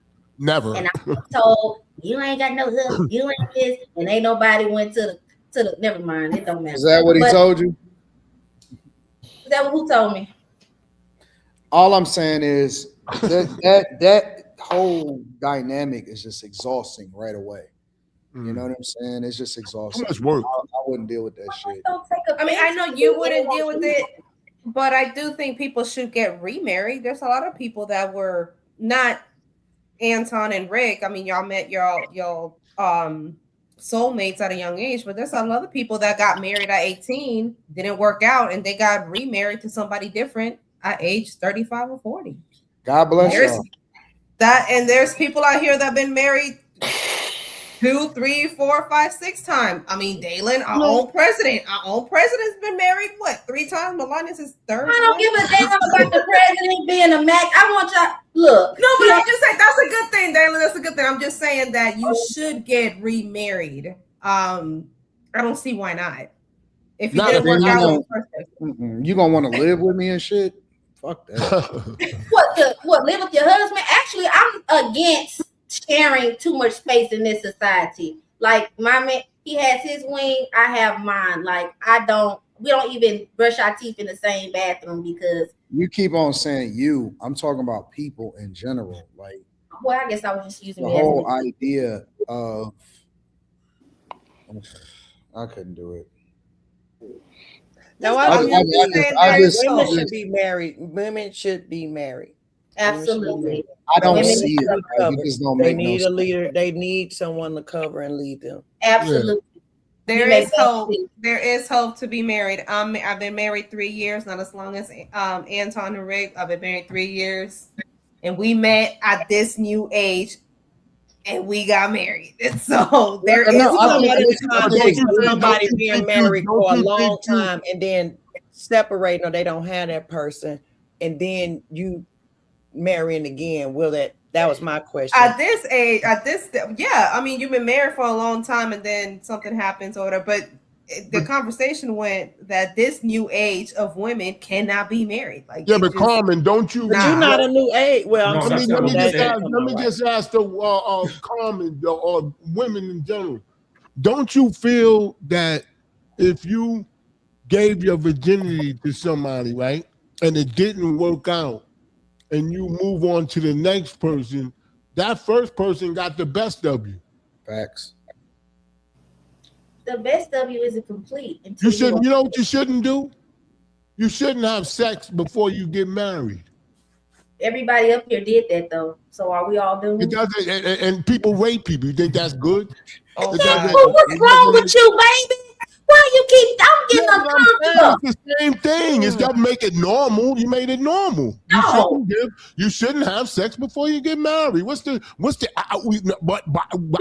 y'all men required to see how tight a woman's walls is before you decide if you want to take her seriously. Now tell me I'm lying. Yeah, but that's your. But no, brother. See, this is an example right here. She's not speaking from the lens of spiritual. Right? She doesn't have the same. Most women are not equally yoked. They're not in the same space as certain guys. And it's like, you talking about walls. Like, that ain't got nothing to do with it. That's not it. And guys that's at a certain level that have been successfully married, they think differently than what women think that guys want when they're looking for a relationship, when they're looking to get married. And when men have sex with you and marry you, and they know you're not a virgin, you lost a step in their mind. Like, in their mind, they say to themselves, "Oh, she ain't really new. She used." So is that fair to a woman then? Like, could a woman think that way too? Like, wait a minute. No, because you had that flap. Whoever broke that flap is the one that won. Everybody else is just coming in, like, come on in. I think women can apply that too. It's like you inserted your key in somebody else's lock, and do you think you should have sex before you get married or not? I think you should. I don't like the way that question is posed. Should, because I hate to say it, I don't think I think you can protect yourself more when you I don't say it religiously. I'm just saying, don't give up your goods. That's your leverage. Before marriage? Yeah. That's the test. The test that we see to see if he really wants that. But you know, to get married to, you only could get this until we get married, and you But should wouldn't stick that by wife it. have that same mindset that I want you to be just as pure too? No, because why do you make everything equal? It's not equal. It's not about equality. It's like, why do I get used meat if you don't want used meat? That's how I'm looking at it. Like, I want you to respect your body the same way you respect mine. And then if you're a virgin, there's a flap, so you have to break it. So it's called alignment. Is that what you're talking about? I don't know what it's called. It's called But you have to alignment. break it. It's a cherry. It pops. Sometimes it pops. Sometimes it doesn't. It could pop from sitting on a bicycle. Oh, it's gonna pop if I get it. It's gonna pop. It's gonna pop if I get it. Some acrobatics. You know It's what I'm gonna saying? pop. You know, if it don't pop, can you imagine if you went up in a virgin and you didn't break the flap? You're a real loser. No. After I had sex with her, she still was a virgin. Oh my God, that's not how it You works. got a little one, don't you, buddy? I just think that men should possess the same purity that they expect out of their woman because they respect her. I want to see blood. I want to see blood. That's why I say it's victory. Once I see blood, we won, sir. There's blood on the bed. Stop it. Are sick. I have a question to the single men in the panel. Destin, would you marry somebody today in the new age? Is the new age of women, these new modern, would you marry any marriage? Are they marriage material? Or would you just stay single? The numbers just as a business model, as any. What the number we just talking about? Answer the question. Would you be married? Still gonna build that house. He don't even want to take her for a hot dog, girl. Yeah. No. I'm just in this curious. day and age, I just don't think. No. You know, people are not even trained for marriage. I mean, I don't even know if just for marriage, but it's just even respecting a man nowadays. But personally, I feel as if this country a long time Next ago, time, come with a translator. They traded Stop. I want to hear. Stop it. Stop with your sidetrack commentary. So me personally, I don't think this society in this country supports family and marriage. I don't right now. I think we became too individualistic and capitalistic, and we traded that for community and family. And so, as a new marriage today, who's going to support me? Who's going to support us to be like, hey, y'all can fight through the storms, y'all can get through this. This is the highest cost of living. The highest cost of living. Well, God damn it. Let me go ahead and text all my single girlfriends that they just like, look, bitch, you ain't getting no husband, like, never. You really got to come into the relationship on a high level, and you can't be joking. Other than that, if you don't know your mental health status, if you don't know your traumas, if you don't know how to articulate those traumas, it's so much different criteria that you got to come with educated now that Anton and Rick didn't have 20, 30 years ago. Like, nobody was as knowing because you knew if I make this commitment, it's my duty to commit to you. What is duty now? You don't even hear the word duty. You don't hear courting or duty. So, no. It's sad. It's sad. Well, both of y'all said no. Let me go ahead and just saying that I don't want it. All the women. It's not saying that I don't want it. It's not saying I don't want it. But every day you get up here and you just saying, man, you look at all the divorce lawyers. All the divorce lawyers say, we look for premenopause and menopause age, right? And we can bet how much money we can get from the husband, right? Based on your age. The divorce lawyers are like, we know. We don't care. And first thing we're gonna say, hey, did he raise his voice at you? Can we get him out the house? So when you know all of this, it's like, man. What do you mean the age? Why you say the age? What do you mean by that? Let me wrap this up, y'all. We got 3 minutes, and then I'm gonna read the super chats.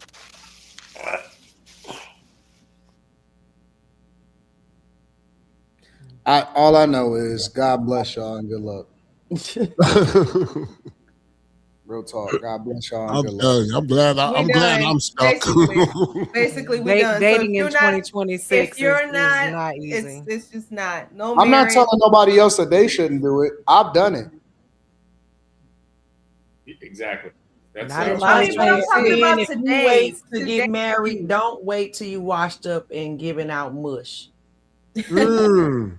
That's an epidemic. So y'all don't have no hopes for y'all kids. It's like Y'all both fathers. No, I'm serious. Y'all both fathers. I retired from corporate America. I don't plan on ever going back. It was great when I did it, and it was a great experience. I don't ever plan on going back to corporate America. I look at the same relationships the same way. That's sad. I've done it. I've done it. That's sad, AD, because you have a daughter, so your daughter can't find no husband. And Rick, you have two sons. So He wasn't married your before. two sons can't find no wife. Like, come on now. I think you're missing it. We did it. We raised our kid successfully. Everything is awesome. Like everything is great. They're saying they wouldn't do it now in this day and age. Yeah, but that person is now. His But yes, that person, that's what now. I'm saying. That person is now. So what you're saying is you wouldn't do it now, which means the future, not you, not us. We already did it. I'm talking about for the next generation, which is your offspring. I'm not expecting their own problems to deal with. No, you can because they're in the now. They're not gonna get married. I'm not. Nobody wants to get married. I'm in my own. I'm not telling nobody else they can't get married. Well, I don't know why y'all thinking that just because we're saying that we won't do it again today, that means that other people shouldn't. That's not what we're saying. Okay. It's like me. Like when people tell me about religion, I have a lot of questions that can't be answered, so I shy away from it. I'm not religious. I just shy away from it because when I ask certain questions, people don't have answers to it, and that makes me discouraged on religion. What I tell my son, my oldest son, my 22-year-old son, I tell him, you need to look for a wife. Don't look for a girlfriend. Don't look for a partner. You need to look for a wife. And so that's I'm hoping that's what he's doing. And, you know, But hopefully what does he say when you say that? Don't he look at you sideways when he says that? I'm sorry, what? Doesn't he look at you sideways when you say that to him? If he don't want to get throat punched. Oh God, you're an abuser. I'm gonna make you believe what I'm saying. No, he just won't. He don't have to believe it, but he ain't finna look at me sideways. Yeah, but look at his face. Look at his face. They do a little something. They do a little something. Hey, let me tell you something. My son is 15, and I think he can beat me up. I'm like a pussy. I'm like a girl next to him. Yo, I'm telling you, I fell down the stairs, right? And he went down and picked me up like I was a piece of twig. Did you use your life alert? He just said, "Who?" I said, "God damn." Did you use your life alert? Is that how he found you? You got your life alert? I'm calling and hang it up. Come on. I got let me read these super chats. Let me read these super chats. Mr. Campbell, to you says they dropping them off with the bear. David Brown says white folk-ish. Dirty Woman says AD is right. My client just did a 20-mile hike and I had to prep her with specific workouts plus adjust her macros to carbs her up 3 days prior so she had the energy and the recovery plan afterwards. It's a lot. It is. That shit is a lot. Callie Mike says it's just a term. Nobody is actually being left in the woods. The man is just keeping it moving straight. Stand in eyesight because the woman can't keep up with them. That's not true, Callie Mike. That's not what they're saying. Clay Display says that was Parliament Funkadelic. You missed it, Anton. And the bigger the headache, the bigger the pill where you get your prep from. I was trolling, Dalen. I added prep, but it's really where you get your funk from. Dirty Woman says I made a video on my channel talking about this very topic, marrying trauma today. It's called 3 Signs You're Not Spiritually Mature Enough for Marriage. Shout out to my girl, Dirty Woman, says Jesus is king. Jesus Christ is king. Construct Icon says Molly could be the sexiest vampire ever. Respect. Live Life Satisfied says Dalen listens to respond and not to understand. The men gave their opinion and she's still trying to convince them that their answer No, is I did not. exhausting. Shout out to you, love. And Eric TV says stay a bachelor and financially celibate. Does anybody want to give their handle, their information, their channels, anything like that? Sure. Well, my name is Nikki, your favorite auntie. You can visit my channel, Just a Brown Girl in America, over there. And we got a Thursday night panel also right before this show. So, yeah. Shout out to my girl, Nikki. Anybody else want to share?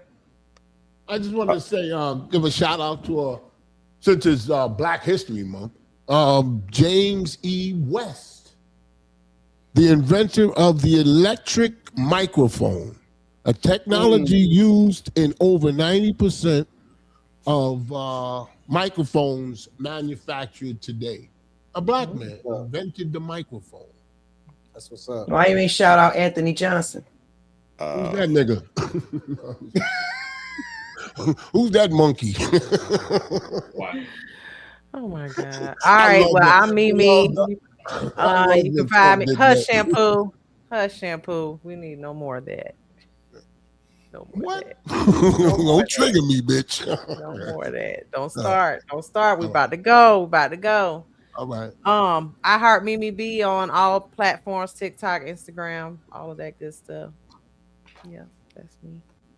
That's what's up. Well, y'all know me, Rick. I'll be back because I know Anton wants me back. I'm gonna say that. Right now. Yeah, Rick, you dope. I like you, bro. Jackie. So y'all can catch me right here. An educated Negro. We love See, there you go. I'm Destin from the DC area. Do a lot of community work with the fathers. So me and my father are gonna actually take a journey in this area to rebuild fathers intergenerational communications. A lot of fathers coming home doing 30, 40 years due to crack laws. So we want to introduce them back to their kids and how can they mend those relationships. So definitely look to hear more from me as well. And I appreciate you for having me on. Shout out to you, bro, for the work you do. Thanks. Anybody else? Y'all know I am Daylin. Y'all can follow me on Instagram at Tenderoni. That is a number 10 and a 0. I plant stuff. I cook for my family on my story. So watch me do that. And a little food for thought. The definition of partnership is two people or more that agree formally to benefit from a business. So I did not say that Rick or Mr. Daniels was incorrect. I absolutely support and am happy that these two Black successful men have wonderful marriages, and I wouldn't reduce what they believe in their marriages. So just move that hair out the way. What? You hush. You just talk too much. My handle is protected. Y'all mind y'all business. It was Anybody else? Y'all. So I hope everybody has a good night. Hope to see y'all again, and many blessings and money blessings to y'all all. Be safe. Bye. Anybody else want to share their information? Y'all can follow me, Carmen.ds92 on Instagram. Thank y'all for having me. It was a pleasure. I learned a lot. Good night, guys. All right. Good night. How about you, agency? Yeah, follow me Instagram, a.o.operationhq. Also dropping new content this Friday, and then also launch my TV app on Roku and Fire TV channel 374. So let's look out for that. I gotta see this. I gotta see this. Listen, chat, we love y'all. We appreciate the chat. We appreciate everybody that supported the platform. We out. Peace. Peace.